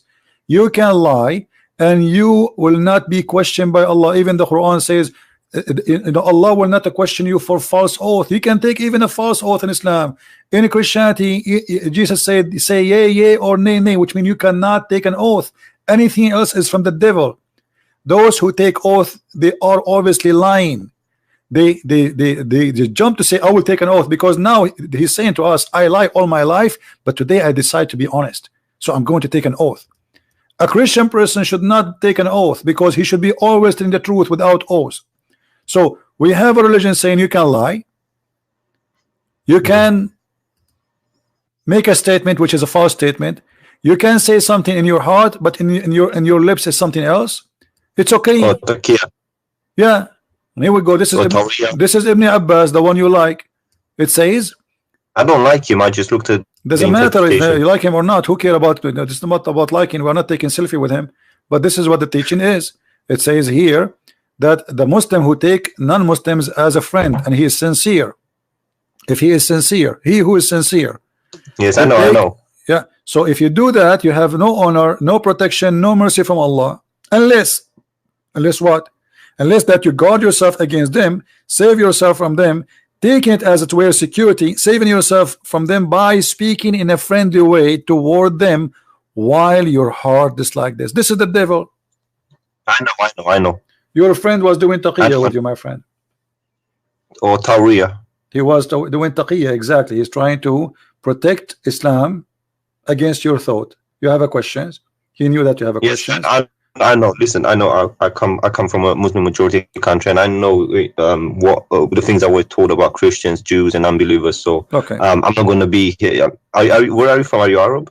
I am an Arab. Yeah. Can you hear me? Yeah, I hear you.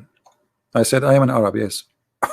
Are you Arab yourself? I am an Arab. Yeah. Yeah, well, then you know the things that we're told about Christians and Jews from a very young age. Yeah. So now, friend, yeah, I know about this. I'm not going to deny them. My friend, let us be smart. You are an intelligent man, and today you called me for a reason, and you just arrived to a conclusion that this is horrible, and we heard you saying that, and this is a great news for you. You are making your mind, and you are awake. So why you don't say I am out? I just want to ask you one more question, if that's okay for you. Go ahead. If you're not in a hurry or something. No problem. I've heard one of the things that make me wonder so much is praying in the direction of the Qibla. It doesn't make sense to me, because if God is omnipresent and everywhere, then there shouldn't be a direction to pray. God is everywhere. You can pray in whichever direction you want. So that's one of the things that doesn't really make sense to me. And I've heard many people say that the direction wasn't even chosen by Allah.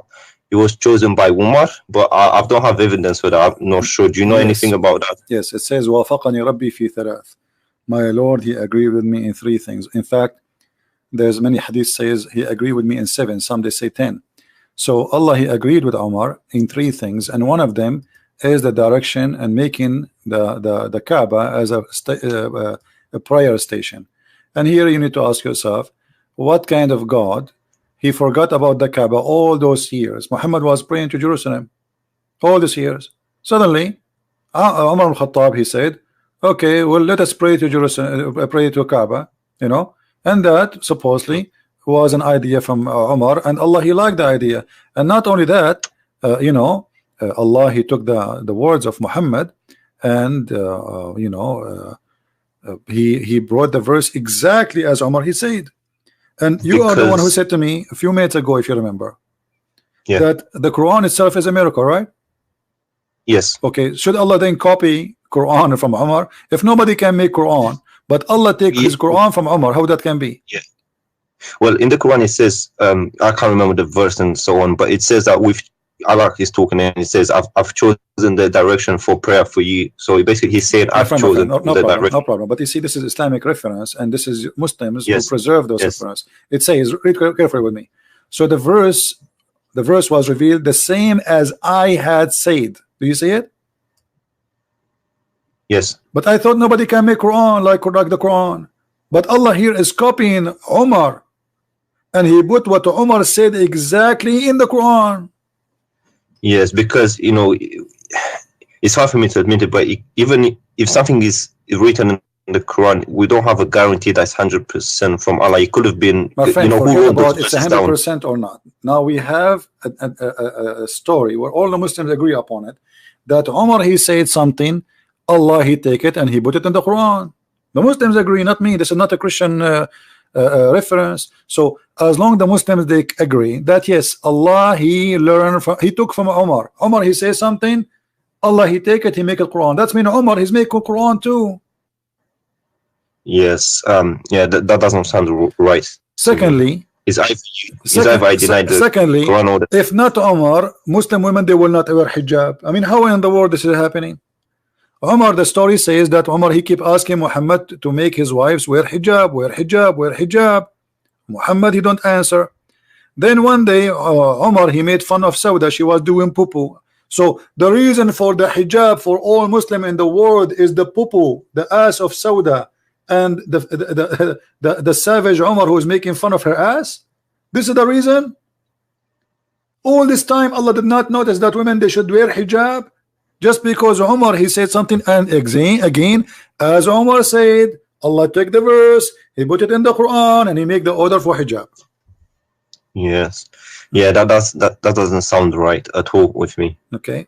So, I mean, have you ever seen something today which was spoke about sound right? Anything? There's nothing in this book sound right. Yeah, well, you know the things that we're told, you know, some parts of the world about, you know, how Muhammad was like one of the best generals, one of the best persons, and that kind of stuff. Our friend Muhammad is the best man between all mankind, but this is always a fabrication of those, you know, who wrote this history about the best man? The Muslims. If the Muslims describe Muhammad as horrible as they are describing him after they say he is the best man, so imagine how bad he is. To make it simple for you, listen, my friend, listen carefully.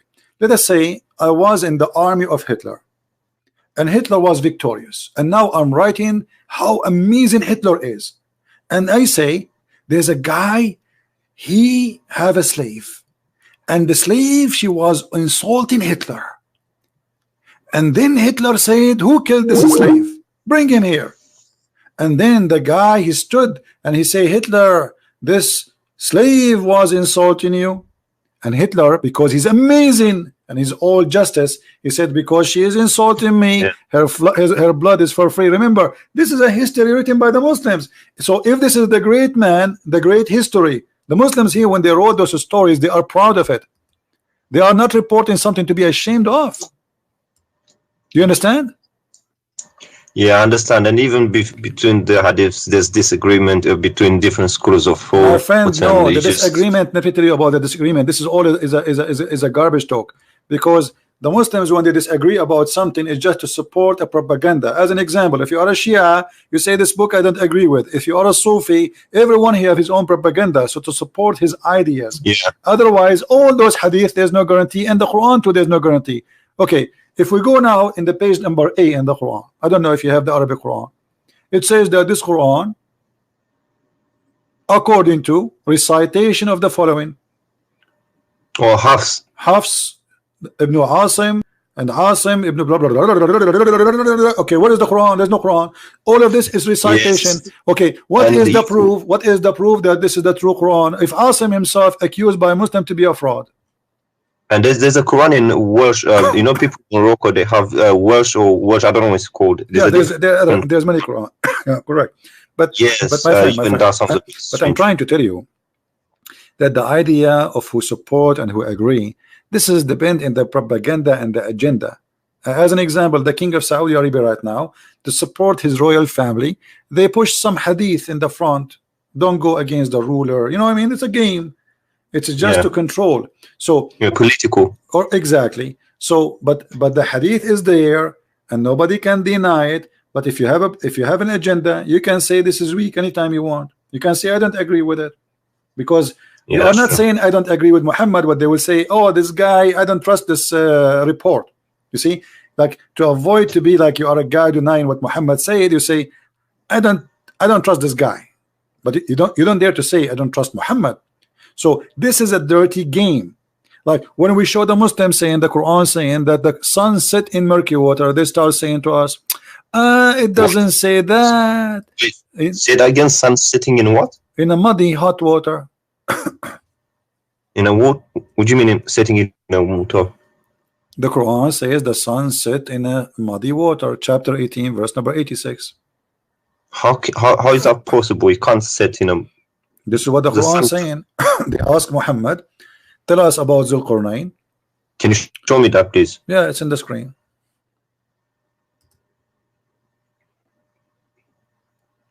Now, every Muslim who will defend Islam, he will give you his own propaganda answer.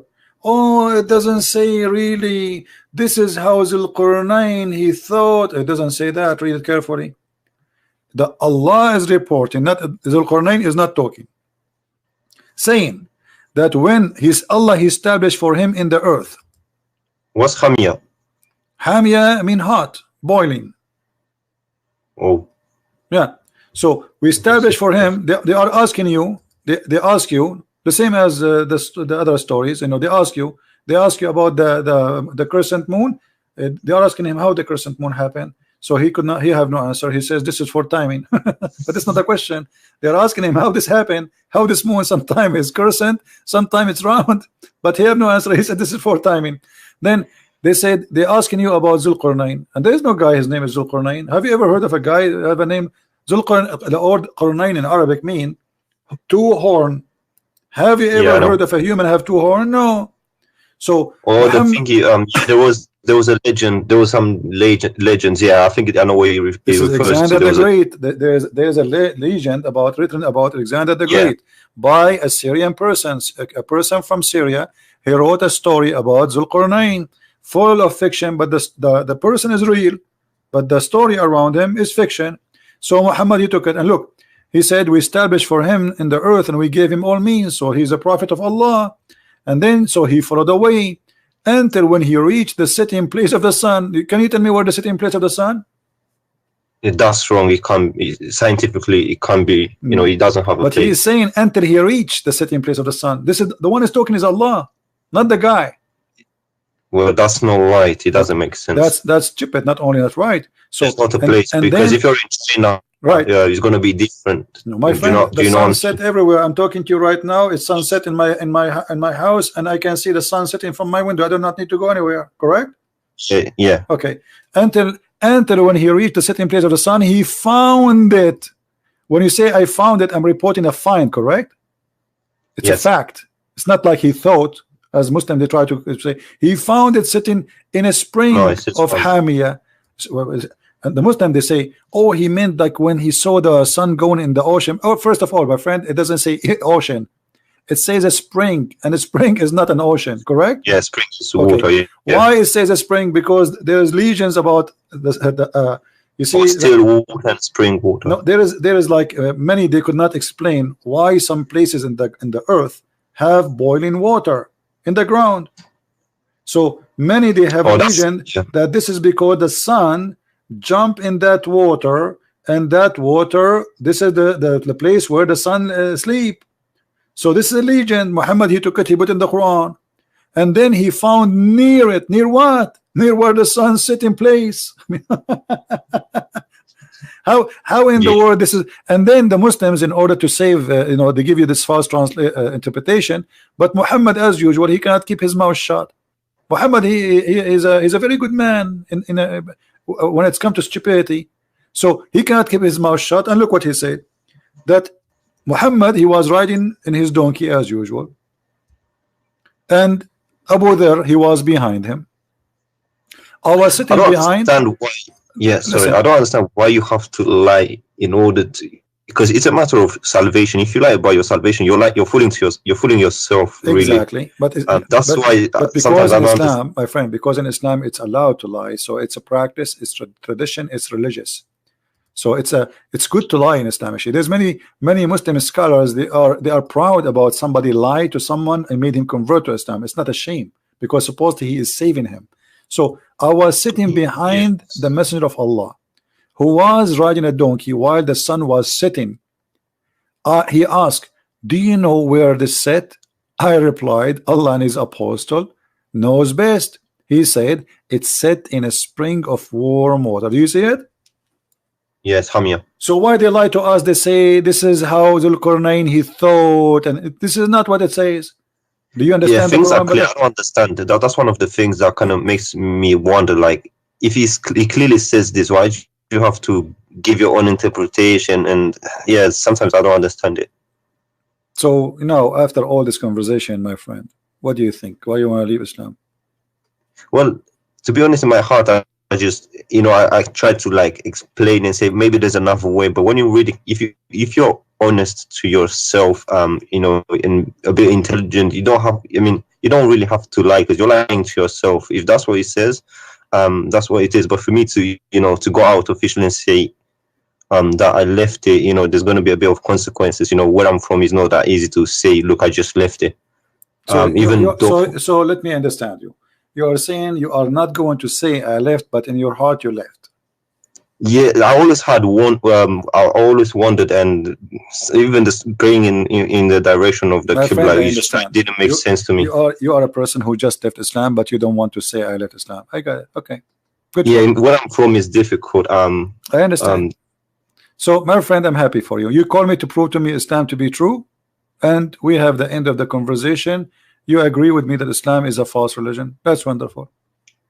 Happy for you. Well, if I'm completely honest, I'll have to admit, logically, I'll have to admit that scientifically there are some things that don't make sense. The sun setting again, it doesn't make sense. You can lie, you can say, okay, it's how someone saw it and that kind of stuff, but at the end of the day, you're fooling yourself, to be honest. And I don't want to do that. Because it's a matter of salvation. It's not exactly. So if I have to lie, then I'm lying to myself. No one else. I will let you think. I know you left Islam today. I'm happy for you, but I want you to think about reading the gospel, reading the word of Christ, the Injil. The Injil, exactly, and think about accepting the true word of God, and you will see how amazing the Messiah is. I invite you to accept the Messiah. Where I'm from, I always see Christian people. Christian people, they tend to. I'm not trying to say anything bad, but they always tend to be happier and more happier, and also more. They're not that nervous, compared to us. We're always nervous. My friend, you go to the mosque. You go right now. You go tomorrow. Go in the mosque in the morning. Watch the people go inside the mosque. They are fine. They go from the mosque. Everybody's upset. Everybody's angry.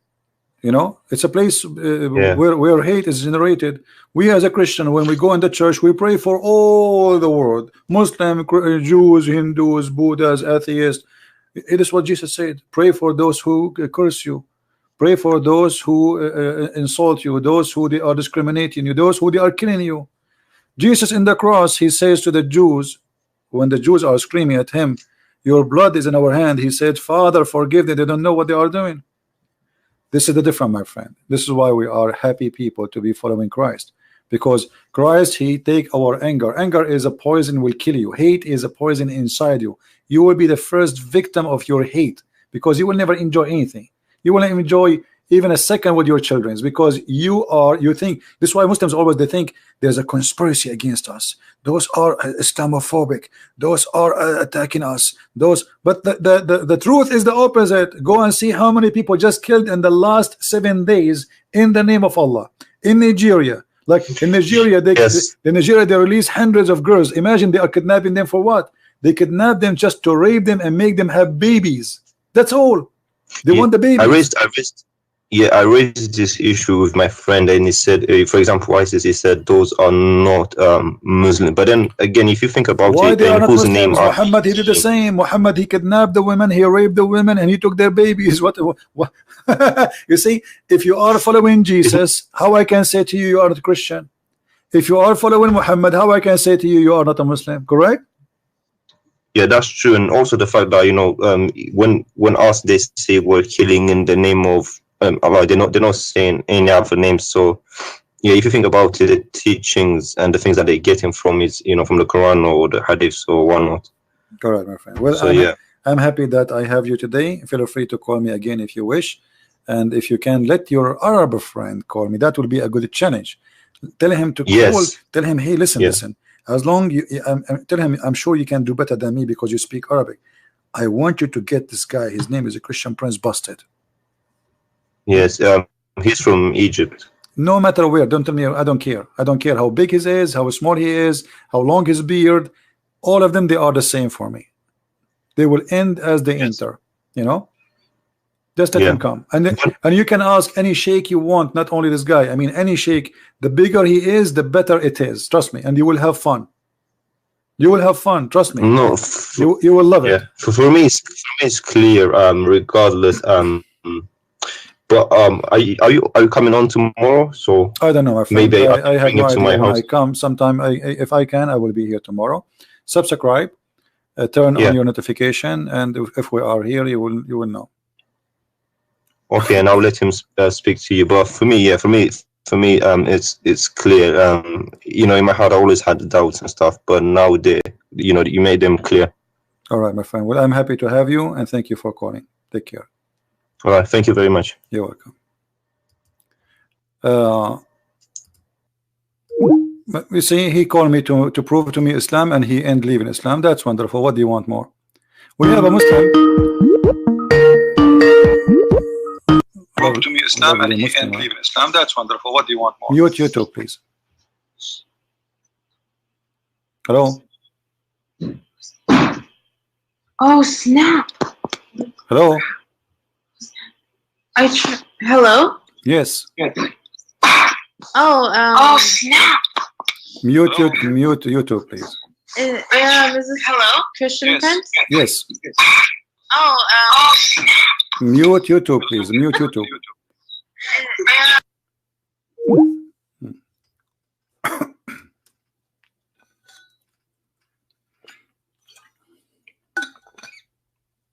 She hang up. We have a Muslim. His name is Malik. He says a 3-in-1. He is laughing. He is laughing at his God. Isn't it your God? He says that Isa is a 3-in-1. Are you there, Malik? Isn't it this is your Quran saying that Isa is a 3-and-1 in the same time? Where are you? Where are you, Mr. Malik? How 3 can be 1? Malik is saying that. Malik is making fun of his God. He's saying this is stupid. How 3 can be 1? This is stupid, my friend. I mean, who in the world want to believe in 3 as 1 except if he is stupid? That is Allah. Allah saying that Isa is a 3, but yet he is 1. And Malik, you don't agree with Allah. How are you doing, Malik? Yes. Oh yes, hi. So I wanted to ask you some questions about Christianity. Sure, go ahead. But our topic is about Islam. Why you don't want to talk about Islam?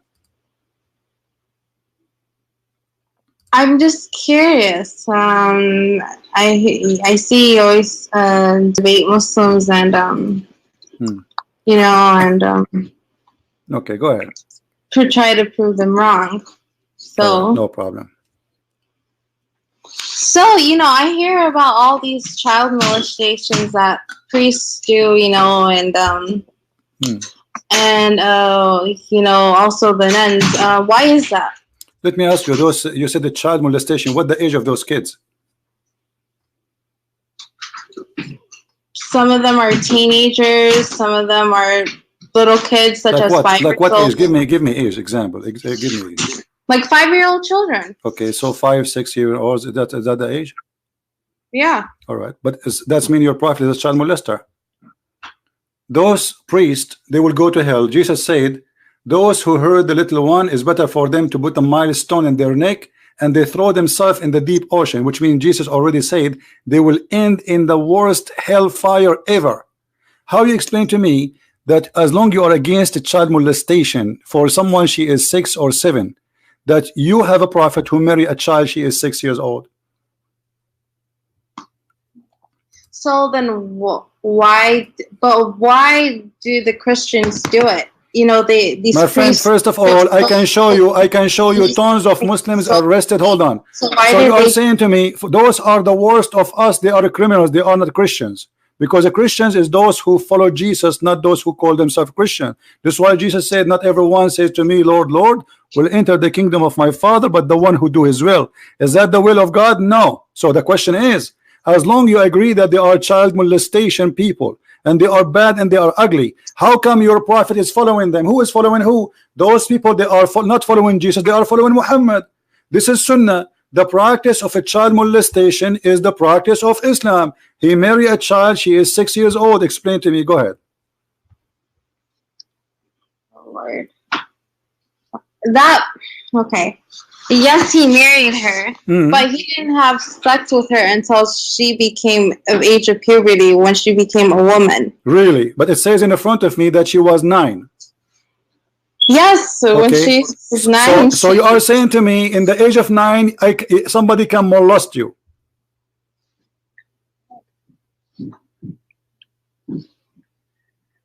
I mean, in today's society, it's different. What in today's society? Here we go. See, either there's nothing is called today's society, and there's nothing is called in the before society. Only criminals, they used to do that. Can you name for me one person ever in the history of the Arabia before he used to do that? Never. I'm sorry? Can you name for me anyone before Muhammad he used to have sex with the children? I don't know. But so this is not what the society did. This is not what the society. There's nobody in the society of Muhammad before Muhammad have sex with the children. So Muhammad is the first to start this tradition of having sex with the children. Secondly, Aisha, she never have her period, and this is why in the hadith it says the reason that Aisha, she was allowed to play with dolls even she was 14 years old, because she don't have her period yet. So Aisha, she is 14 according to the hadith, and yet she is considered as a child, and this is why the prophet allow her to play with her dolls.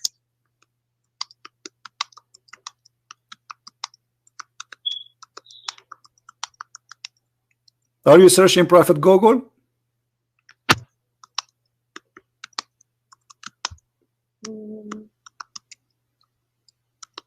I hear Google talking, I don't hear you. Hold on. I'm holding.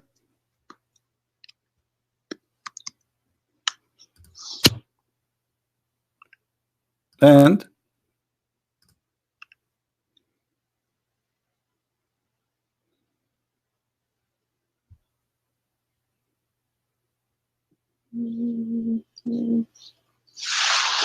hello?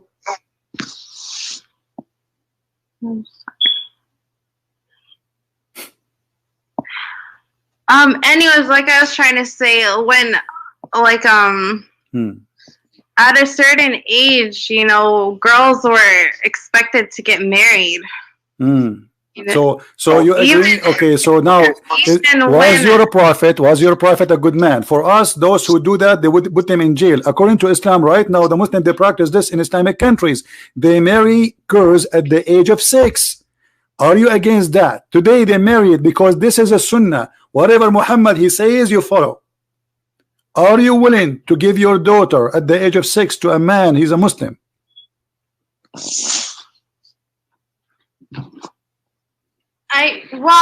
Oh god.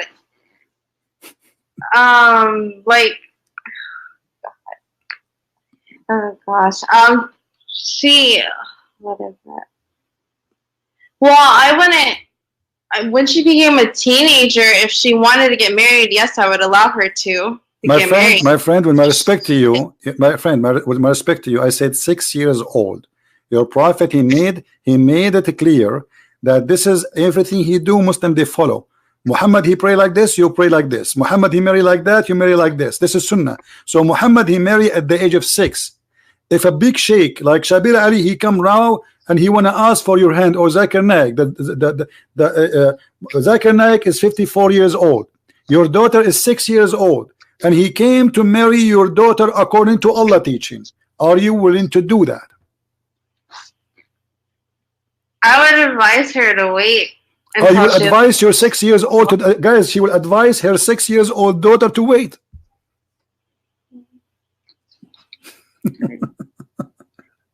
Are you serious? Yeah, which means. But your daughter, she is 6 years old. She don't know even what marriage means.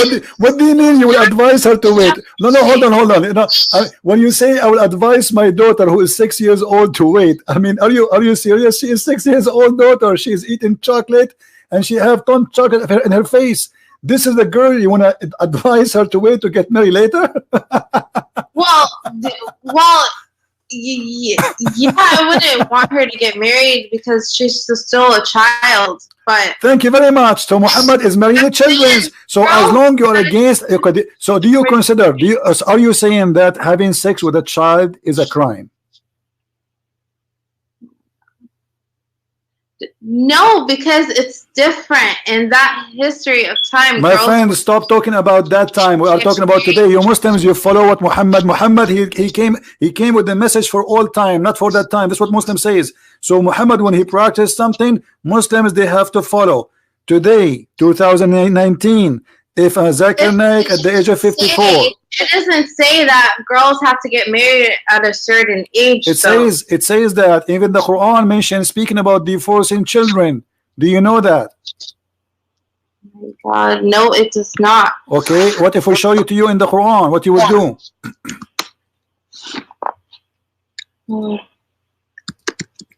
Do you see my screen? Do you see my screen?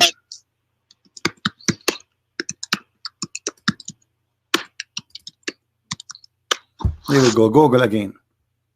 Hold on. Do you see the screen? It says divorcing children. What do you think about that?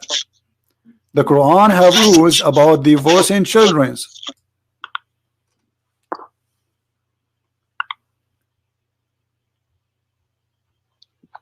Hold on. Wait. Oh my God.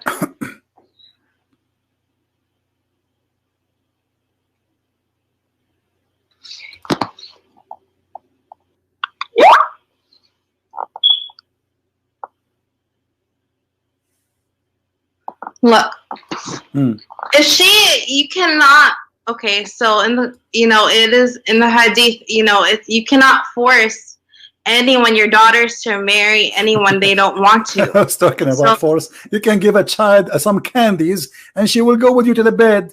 She's a child. She doesn't know what she's doing. What are you talking about? She is a kid. So if a filthy man, he gave a child some candies, he can take her to his home. This is not like, listen, don't tell me you cannot force. Because she's not mature enough. Thank you. So why, okay, she is not mature, she is a child. Why you're a prophet? Let me ask you, why you're a prophet at the age of 54, he chose to have a child in his bed?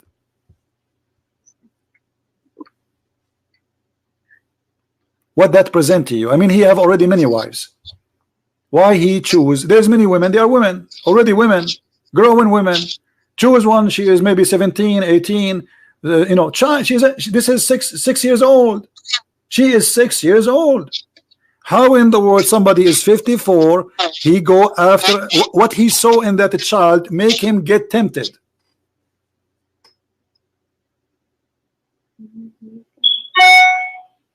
But okay, they didn't consummate the marriage until she was older. My friend, he was molesting her between 6 to 9. At the age of 9, he did intercourse. This is what the hadith is saying. So at the age of 9, he did boom, boom, boom. So your prophet was molesting the child, because molestation not necessarily having sex. He is molesting her. So from the age of 6 to the age of 9, she is his wife, already his wife. He can do whatever he wants with her. At the age of 9, he did intercourse. He is not engaged to her at the age of 6. He did marry her at the age of 6. So now we have a man, he is 54 years old. We have a child, she is 6 years old. What they share together. Someone, he is a man at this age, prophet of God, busy delivering the message of Allah, and we have a child, she is 6 years old. So what we will do now? What is the reason for that?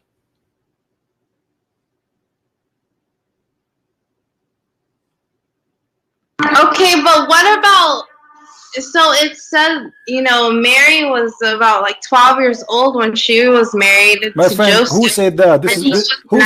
Who said that? Who is the stupid? He said that to you. There's nowhere it says that. This is stupid. Secondly, the first baby Mary she have, according to the Quran, she have no man. Are you saying to me the Quran is lying? Because the Quran said women, Mary, she was, listen. But it says in Christianity. Where nowhere in Christianity it says Mary, she was 12 years old when she gave birth. This is a lie. Oh, really? Yeah, this is a lie. Show me the verse where. There's nowhere. Secondly, Mary, she was a virgin. What merit? According to the Quran, Mary, she never have a man. And the first child she have, in order for anyone to have a child, she have to be a woman. A child cannot give birth. So she have to be a woman. This is number one. Number two, the child she have is without a man in both book, in the Bible and in the Quran.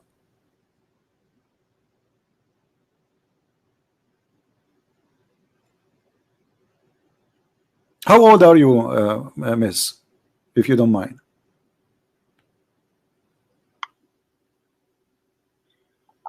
I'm 20. Okay, let me ask you, do you believe that women are half a brain? I'm sorry? Do you believe that women are half a brain? That women are hard to what? Half a brain. I'm sorry, can you repeat that again? They are half a brain. Their brain is not, they have deficiency in their brain. Do you believe in that? Like, what do you mean? The question is very simple. Do you think women who they are female in gender, they have deficiency in their brain? Do you believe in that? I don't know. I mean, like, men and women think differently, and this is not the question. I'm talking about deficiency. Do you know what deficiency means? I think you speak English better than me.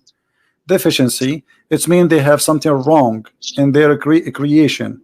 Their brain is not functioning correctly, correct? This is what deficiency means. So when I say deficiency in the brain, that's mean they have deficiency in the brain. Do you agree with that?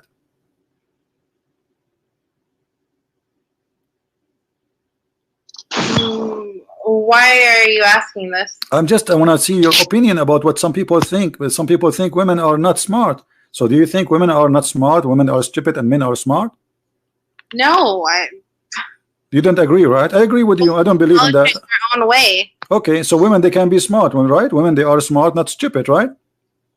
Yes, one of the greatest scholars in Islam, you know, it was Aisha. Aisha, she was a scholar, guys. Did you take this? Aisha, she was a scholar since when? She was the first. Listen. Okay, I want you to read this. Your prophet saying that most of women, they will go to hell because they have deficiency in their brain. What do you say to your prophet? What are you talking about, man? Here we go. It's in front of you. Where did you get this idea? It's not me who get the idea. This is in your book. It's in front of you. Read the story. It's in the screen. Read it for us. Go ahead.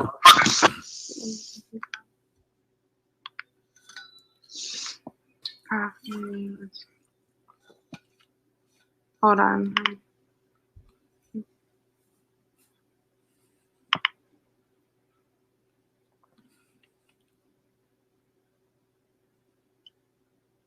Yes. Okay, what are you trying to show me? I'm showing you that Muhammad, he claimed that women, they will go to hell, most of them, because they have deficiency in their brain. I will give you the link. I will give you the link so you can read the hadith. I just see you. I just see the I guess some hadith that you're trying to show me that when she got married, I don't see anything refresh your YouTube. I just sent you the link. You can open the link in Skype. I send it to you. Muhammad, he says, he saw a bunch of women. He says to them, give it charity because majority of you will be in the hellfire. A woman among them, she said, and why is that, Messenger of Allah? He said, because you are cursing so much, meaning you are ungrateful toward your husbands. He said, and I have not seen among you any of those lacking in intellect and religion who are more difficult upon people possessing reason and insight than you. So Muhammad, he think that women, they are the most stupid people ever, and they cannot process any information, and they cannot incite anything. They are really, really, really stupid. That's what he's saying. And he said this is deficiency in your brain, and this is your so this is the deficiency of a woman according to your prophet. Your brain is not functioning. And he said you have deficiency in religion too because you have your menses. So what do you say?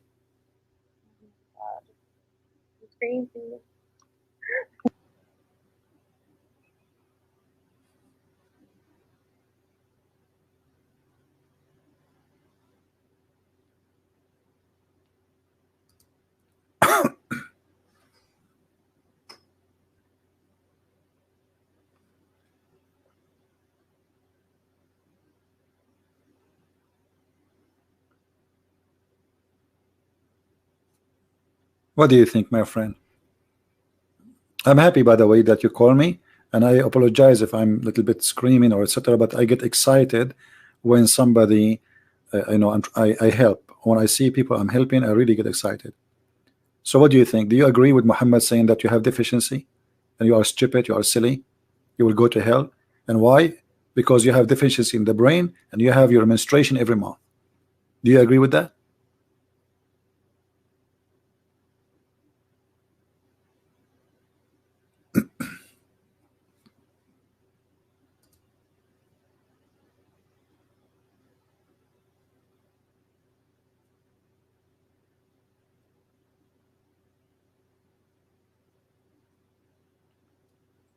Are you okay?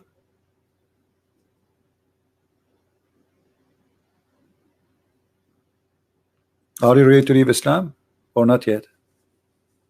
What kind of religion you belong to? You belong in a religion, believe and teach that you are stupid. And you are calling me to prove to me that you are smart because you have answers. Correct, guys? Muhammad, he says Muslim women are stupid. Muslim women, they call me to prove to me that I'm wrong, which means they are smarter than me. I think you're trying to show me there's a hadith that he talks of Rasulullah sallallahu alaihi wasallam. He talks about women who are ungrateful to their husbands. My friend, he said majority of women, they are going to go to hell. And let us say a woman, she is ungrateful to her husband. How that is deficiency in her brain? Maybe he is not a good person. Maybe she don't like him. So how that is prove that her testimony is equal, one man is equal to two, and how their menstruation have to do with going to hell. Oh my God! When it says that one man is equal to two women, they meant because like sometimes they need two women as a witness because sometimes the woman forgets. So you agree with Muhammad that women are stupid and men are smarter. But that doesn't mean saying they're stupid. Well, yeah, because it says if one of them, no, because it's saying that the man is accurate and the woman is wrong. So one man is more accurate than two women.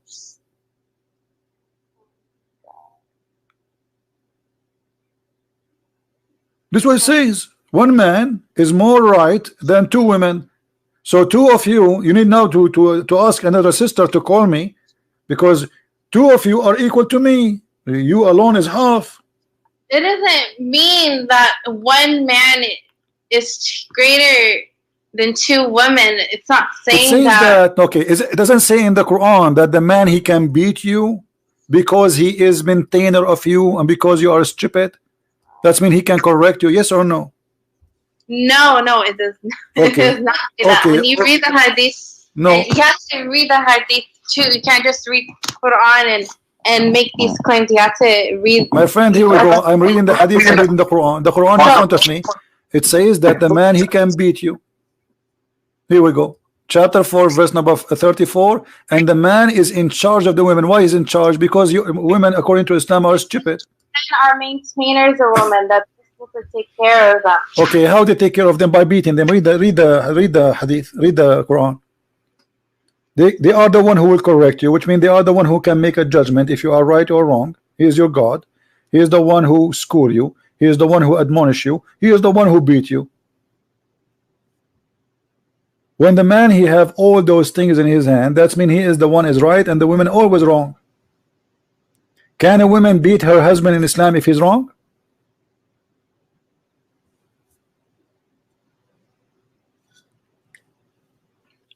Give me 1 second. Hold on. No problem.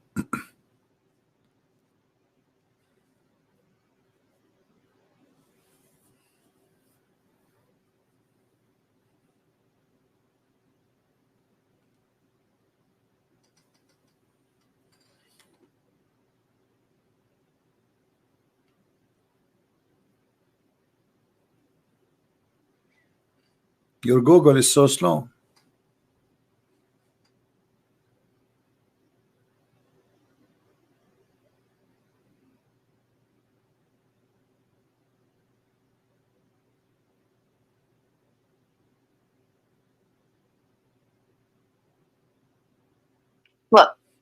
Look, the prophets, you know, he talks about being like honoring your wife and being okay. So if your husband he beat you, he's honoring you. Prophet, peace and blessings. If you are my wife, with my respect to you, I honor you by beating you. Kind treatment and honoring one's my wife. friend, how you honor a woman by beating her? Explain to me. Your father, he is married to your mother. Is he honor her every day by beating her? Actually, my parents are not Muslims. Okay. I became a Muslim. Okay, that means they fool you. They made you believe in a stupid cult. How in the world you believe in such a mad religion like this? A religion says that you are going to be a sex product in the heaven of Allah. Allah will give the Muslim man hundreds of women for sex, and he will be a sex toy in the heaven. How you accept that? How you accept a book saying that the man he can beat you?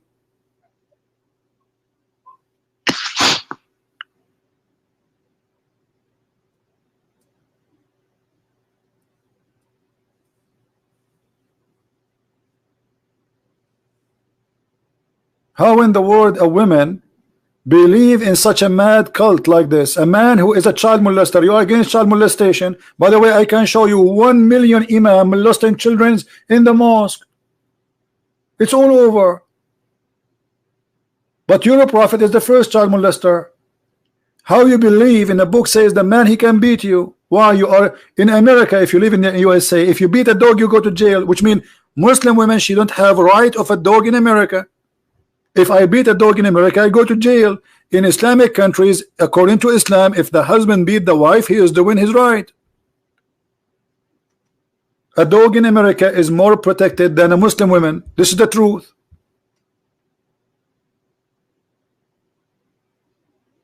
So how a smart person like you accepts such a cult like that? Friends, they fool you, they lie to you. Islam, Quran, full of miracles. It's a garbage book. Here we go. Let me bring me the biggest shake ever, and everybody will die laughing at the miracles of the Quran. I'm here to challenge everybody.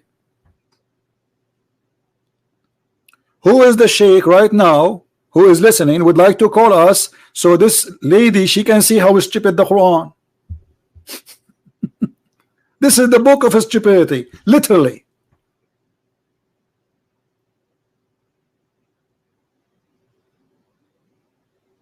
Are you there, my friend?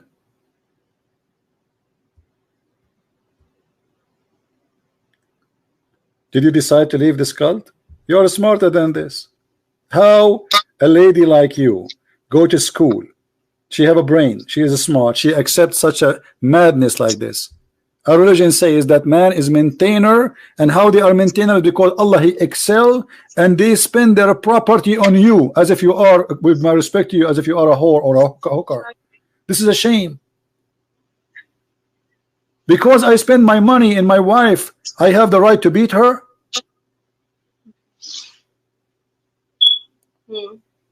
You are not for hire, you are a wife. But because in Islam you are for hire, he can have 4 of you. Are you preparing yourself that your husband Ahmad is going to have 4 wives like you, and then by one word send you text message he would divorce you and he will get a new brand new 4? How a woman in the year 2019 accept such a cult?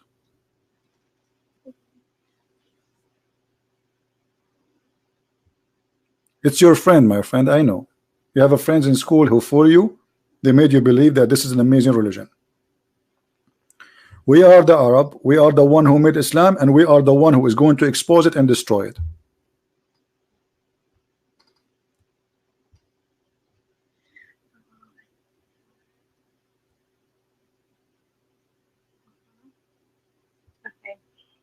Are you leaving Islam? No, I'm never leaving it. You will leave Islam. You will wait. Just wait. You are leaving Islam. Inside your heart, you are saying this is garbage. This is why you are so silent. You have nothing to say. Yes, because I love Jesus.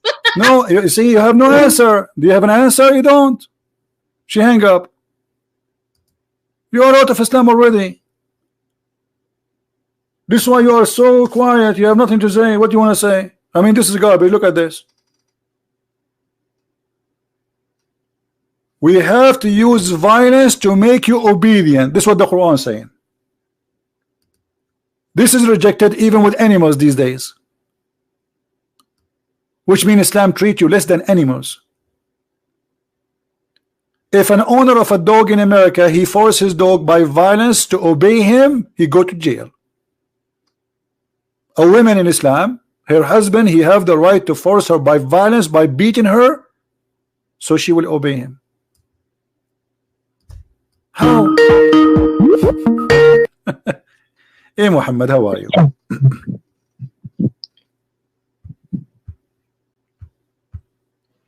Go ahead, Muhammad. Are you there?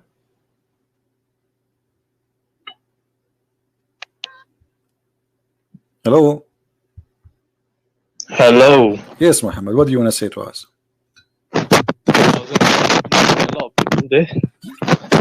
Don't move your microphone. It's making bad noise and we are losing you. Don't move your microphone. It's making a bad noise. Is it better now? Don't move it. Okay, go ahead. What do you want to say? Yeah, you deceived the other guy. You said the Qibla was invented by Umar anhu, but it doesn't say Qibla. It says Maqam Ibrahim. Okay, so what is okay, hold on. Do you agree that Maqam Ibrahim is the direction of the prayer? No, it's not the direction of the prayer. It's the place where Ibrahim Islam stood, and then he built a Kaaba. Okay, and so this is the Kaaba. So Maqam Ibrahim is the Kaaba, isn't it? Ibrahim supposedly is the one who raised the walls of the Kaaba. Maqam Ibrahim is not the Kaaba. That's very. What is Maqam Ibrahim? What is Maqam Ibrahim? Maqam Ibrahim is somewhere. It's the station where he stood on. That's what it is. The station. Okay. The station he stood on. What is that station? It was I think it's a rock or something, and then he stood on it and then he built the Kaaba. Does the Quran say is take from the station of Abraham as a place to worship? Yes or no? Say it again, sorry. Does the Quran say is take the station of Abraham as a place to worship? Yes or no? It says وَاتَّخِذُوا مِن مَقَامِ إِبْرَاهِيمَ مُصَلَّى. Take it as a place of prayer. Okay, what is that? That's near the Kaaba. It's not the Kaaba itself. Okay, so are you saying before that nobody was praying near the Kaaba, right? They're praying near the Kaaba. What's happening is hold on. No, if Abraham was standing near the Kaaba, was praying in which direction? When he was building it, he wasn't praying, was he? This is another question. Abraham was standing near the Kaaba, you said, and he was praying. He was praying in which direction? He was praying at the time of building. This is another question. He was praying in which direction? When? Which direction he was praying near the Kaaba? Where? Who is facing what? You're just facing the Kaaba. Thank you very much. What are you talking? You haven't made any. So you are saying he did not ask them to face the Kaaba, but just do what Abraham do and face the Kaaba. No, I'm saying you quoted the hadith. In the hadith, you said that Umar anhu said face the Kaaba, which was incorrect. Umar anhu never said I want to face the Kaaba. He had the desire that people pray at the place where Ibrahim Islam stood. That's okay, what and what is that? What does that mean? Are you saying to me, but that's mean nobody used to pray there in the time of where Abraham he stood, right? Yeah, no one had a specific place like that to pray. There's no specific. Read carefully the verse with me. This is the verse. Read the verse for me.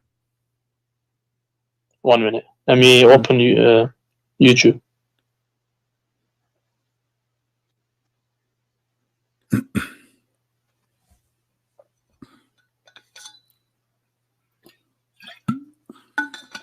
And mention when we made the house a place of return for the people and a place of security, and take from the standing of place of Ibrahim a place of prayer. Okay. And we charge. Yeah. So is it about the Kaaba?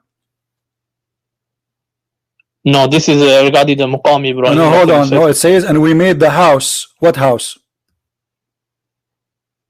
Yeah, that is talking about. That's okay, about. And he is quoting this verse. You crazy?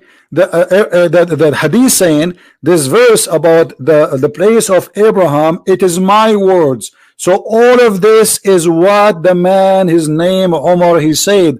Maqamu Ibrahim is the verse which he is quoting. He is not quoting the whole verse. He is quoting he's quoting a sentence to tell you which exactly he is speaking about. So this is what he meant. And before that, the Muslims was praying to which direction, if you don't mind to say?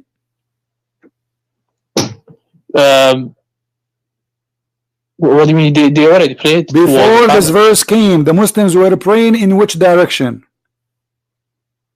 They already prayed towards the Kaaba already. No, they were praying to Jerusalem. No. Allah says in Surah Baqarah, Allah says, قَدْ نَرَى تَقَلُّبَ وَجْهِكَ فِي السَّمَاءِ. We have seen you facing the. After that, that's the time when the Kaaba was changed. The Qibla was changed. Your prophet was praying to Jerusalem until what year? Until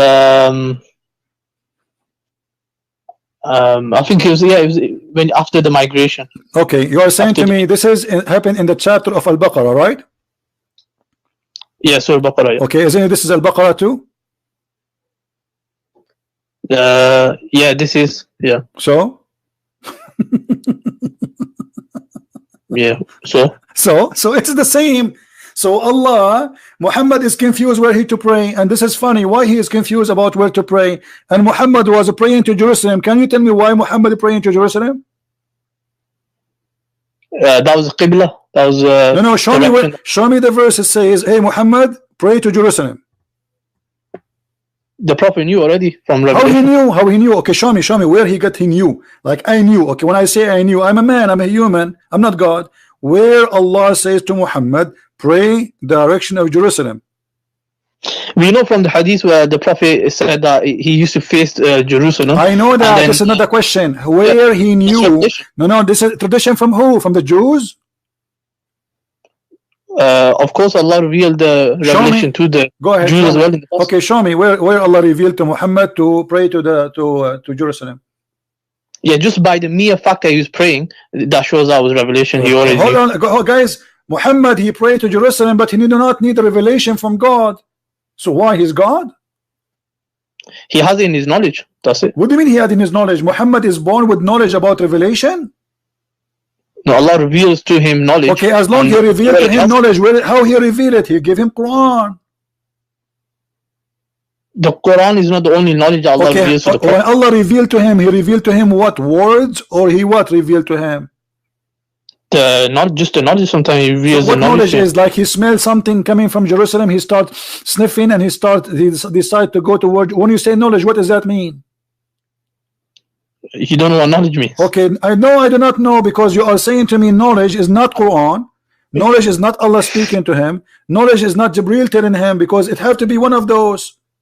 Show me where knowledge it says, show me where the knowledge, how he received the knowledge, and where you get this conclusion from.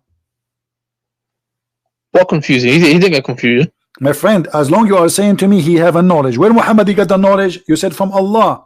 How Allah said the knowledge to him? However he sent it, that's it. How?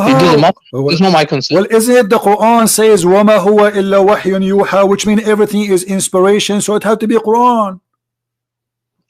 No, everything is not Quran, obviously. It's, we also for sure hadith. Not everything is Quran. As an example, Umar ibn Khattab, he made Quran. So there's many Quran. This is not the question. Muhammad received knowledge from who? Did Allah speak to him?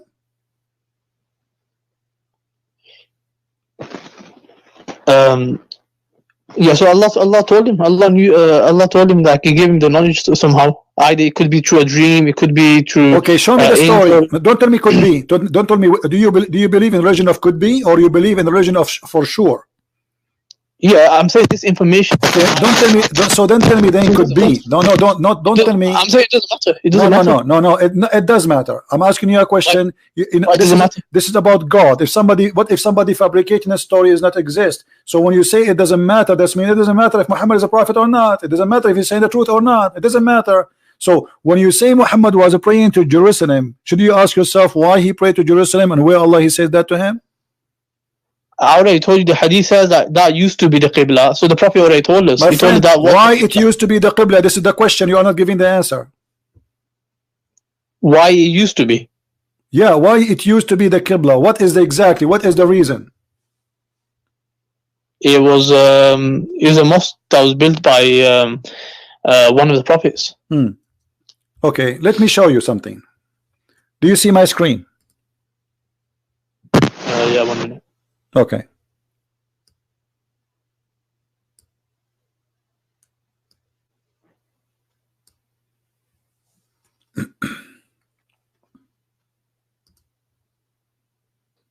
O you who believe the idolaters only are unclean, so let them not come near the inviolable place of worship after this is their year. If you fear poverty, Allah shall preserve you. So yeah, what about that? Okay.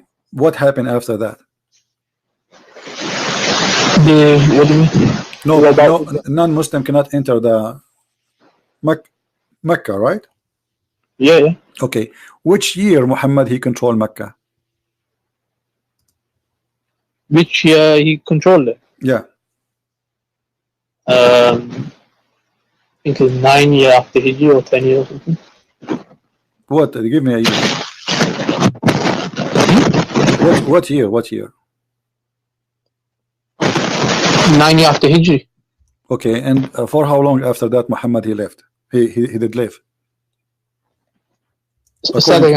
According to you. I can't hear you properly. I'm saying Muhammad he did attack Mecca and he supposedly been victorious, right?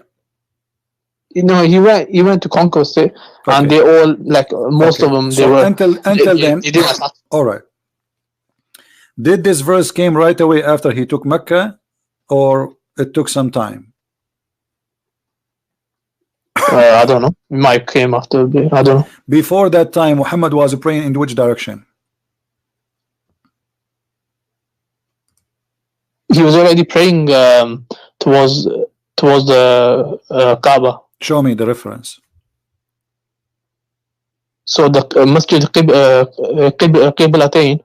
My friend, that is in Medina. My friend, don't tell me the Qiblatain. What Qiblatain? Show me the reference where, when Muhammad he started praying to Mecca.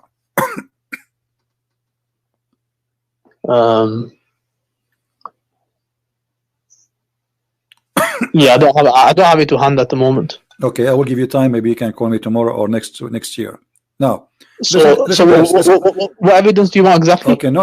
Listen, when Muhammad he changed his mind about when Muhammad exactly he changed his mind, and you will find this is when Omar he said to him, that's what it is happening, and you can go right now and read the interpretation. However, if you look with me here, this is chapter 9, verse 28. It says, if you fear poverty, what is that? Why the Muslim they will fear poverty?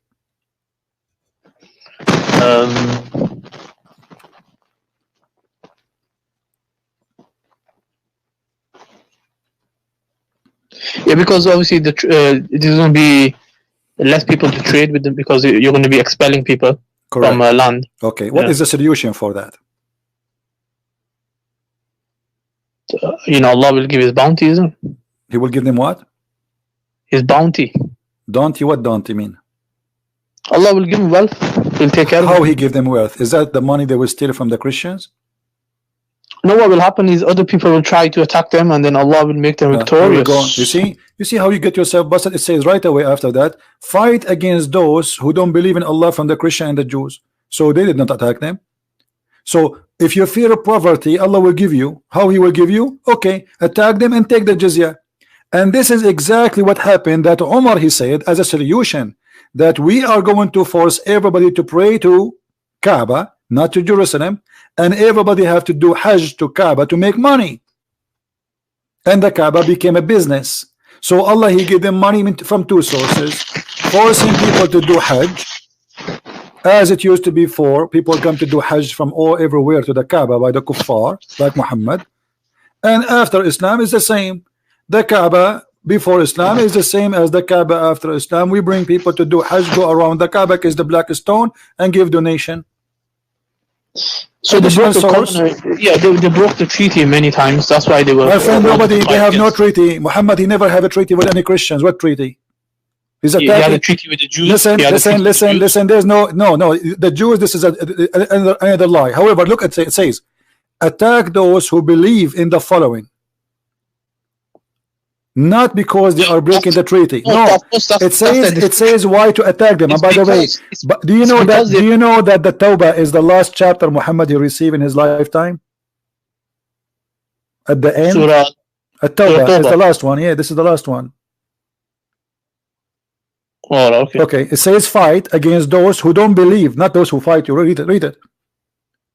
Yeah, like I say, it's a description of because they don't believe in Allah on the last day. That's why they're attacking the people. But they aren't attacking anyone. Stop lying. It doesn't say they're attacking. No, it says no. You mentioned they are refusing.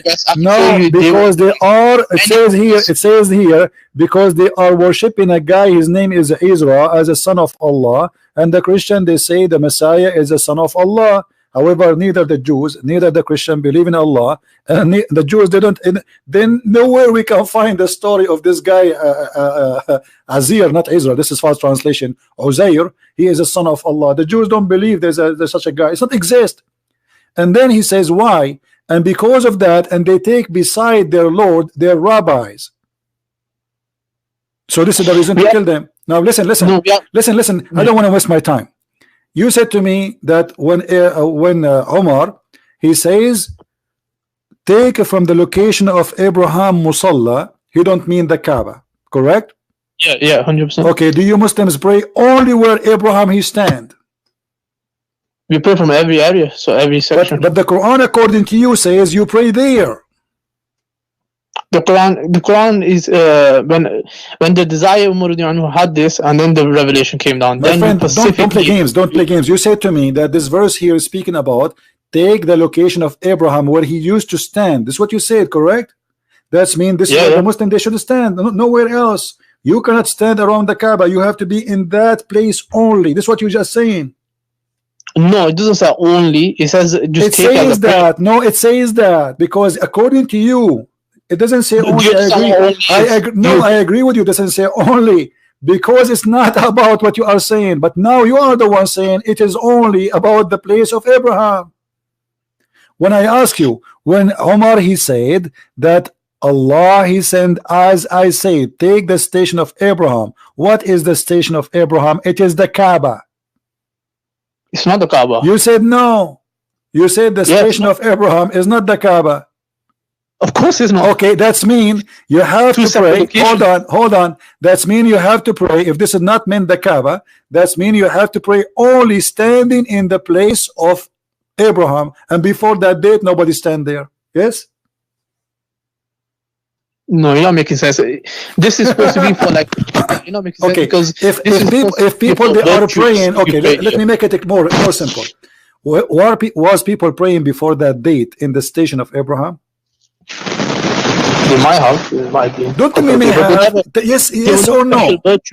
No, the difference is there were no special virtue. They weren't commanded by Allah, you know, it's good to pray here or take it as a place of prayer. They just prayed it because it's just there. Okay, so now when Allah he says, take it from the station of Abraham, how many meters far away from the Kaaba, the station of Abraham? About 10 meters maybe. 10 meters. Guys, Allah he says, pray 10 meters away from the Kaaba. This is what you're saying to us, right? Yeah, but it's not specifically talking about the Kaaba, is it? Then you was incorrect. You just go, you eat it.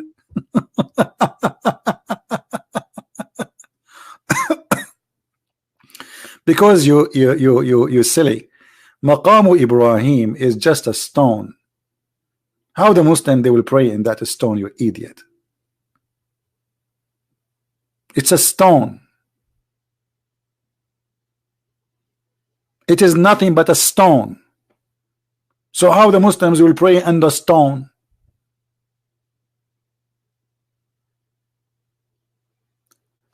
Take the station of Abraham, take the place where Abraham he used to pray for.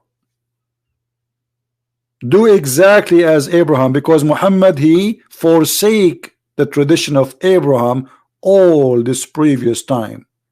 He was not praying to the Kaaba, he was praying to Jerusalem. And according to Muslims, this is the tradition of the Abraham. He pray in the direction of the Kaaba. And he have a stone, he stand on it. This is the maqam. It's not even a place. It's not even a building. And later the Muslim they start building things around, and the same as the Kaaba, they change. Even the location of the Kaaba today is changed.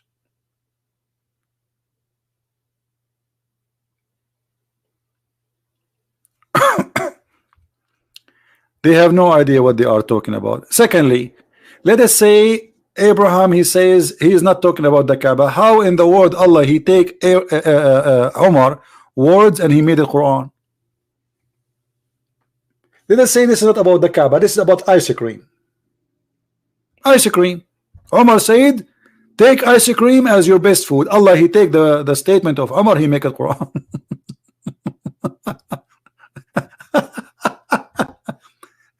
And the funny, they say to you that Allah in the Quran he changed all mankind and genie to make Quran like him, yet he is copying the word of Omar making it Quran. Because it doesn't make a difference, by the way, if it is about the Kaaba or something else. Let us say it's about making shish kebab. Okay, Omar he says take shish kebab and make salad and add yogurt and bring falafel, and then Allah he take the words and look, it says, so the verses reveal the same as I said. That's mean Allah is copying Omar. This is the whole point. And not only that, not only this one, it's about the hijab. And take, O people, station of Abraham as a place of a prayer. Place of a prayer. Where is that station? It's the Kaaba. And here it says, for some of your prayers, 2 rak'at and tawaf of the Kaaba. Do you see it? This is even in the hadith in front of you.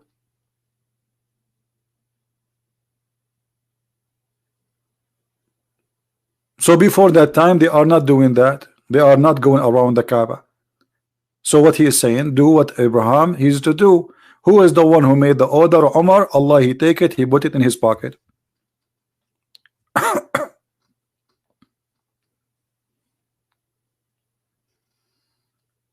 And the most important verse, which is the hijab impacting the life of every Muslim female, is because of the bomb of Sauda. Sauda, she goes to do poo-poo.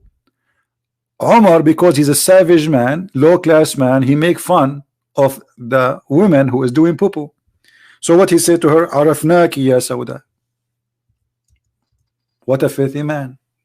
Imagine your wife, she go to do poo-poo at the dark, and your friend, he go after her, he says, hey, we notice you, Sauda. Huh? We recognize you, Sauda. This is the reason for the hijab to come? Because the woman, she was doing poo-poo? And look how evil he is. He flirt with the wives of Muhammad, and then he go inside the house, he said to the Muhammad, tell your wives, man, to cover themselves. I mean, come on. He's just trying to cover himself, like, okay, they would tell him that he was flirting with us. He's telling him, I am looking at your women. Allah Messenger, ask the ladies to observe veil. But Allah Messenger, he did not answer, he did not care. And then he keeps saying that. And then one day, Sauda was going in the dark to call for the call of nature, to do poo-poo. And Umar, he said to her, we recognize you, Sauda. Aisha said, Allah the exalted, the glorious, then he revealed the verse. But this is the verse which Umar, he said.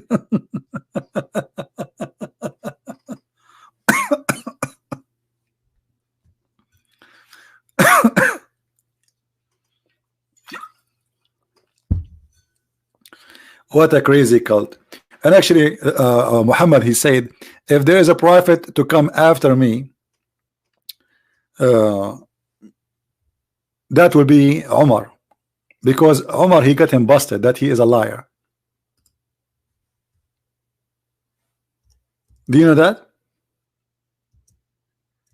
If there is a messenger, if there is a prophet will come after me, that would be Umar. Why Muhammad, he says that? Because Umar, he got him busted.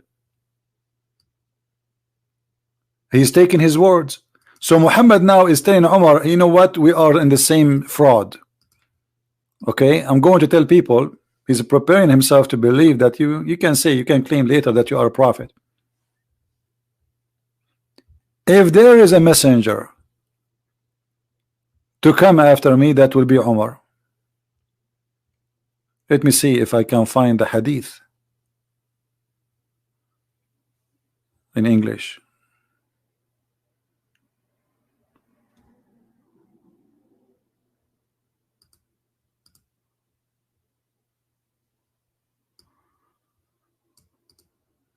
And how Muhammad, who is Muhammad to say such a statement? You see, the Muslim, they say Muhammad, he have a knowledge. The Messenger of Allah said, if there was to have a prophet after me, it would have been Umar ibn al-Khattab.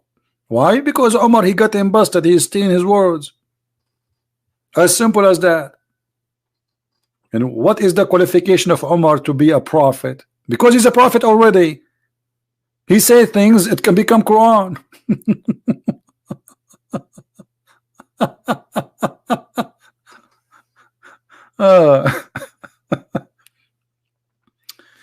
Oh boy. All right, guys, I'm losing my voice. We are here for a long time. This is a long video. Those who download, you can cut them pieces. We have many calls today, and I hope those who we have at least one Muslim left Islam. That's wonderful. And I hope the lady, she is smarter than she's thinking. I hope she will leave this cult soon. They fool you, you go to school, you send your child to school. This is why it's very important to educate your children. They deceive them, miracles in the Quran, sayas in the Quran. Read my books and die laughing. Die laughing at the comedy of the Quran. You have to be officially a person who is in drugs. Like you blindfold your eyes and you put your brain into sleep to believe in such a garbage. As simple as that. How in the world anyone can believe in such a madness? This is why, my friend, educate your children. They go to school, they meet with others, and there's many there, they will fool them.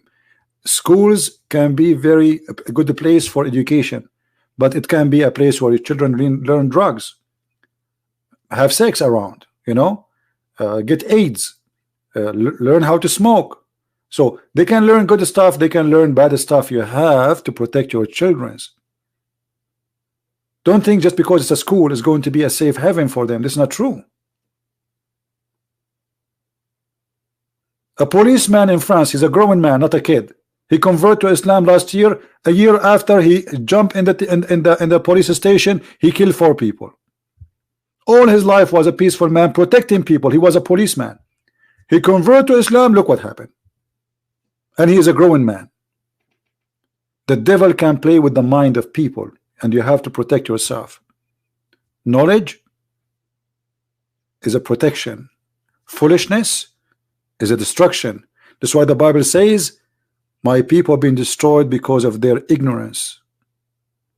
Ignorance, my friend, is what we fight. We are not fighting Muslims. I love the Muslims. I'm fighting ignorance. It's our enemy. It's not Muslims who they are my enemy. I love them.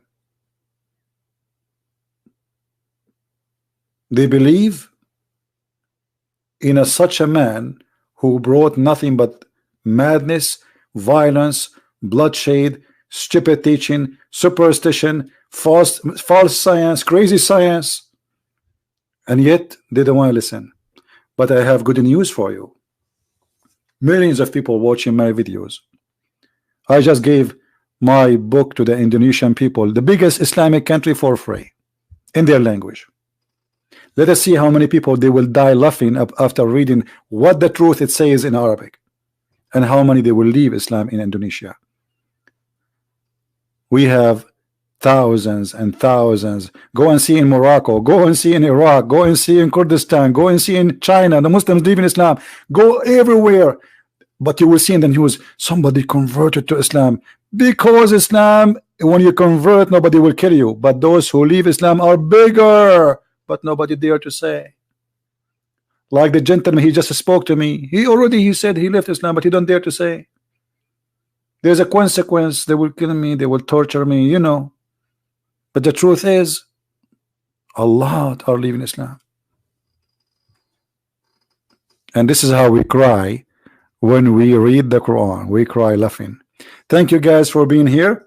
I hope you have a good time.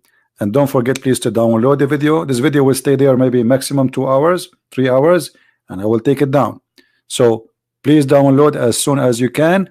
And enter, I see you soon again. If I can come tomorrow, I will. If not, God is willing, when the Lord, He allowed us to do it. Christ is Lord. Islam is false. And see you soon again. Take care.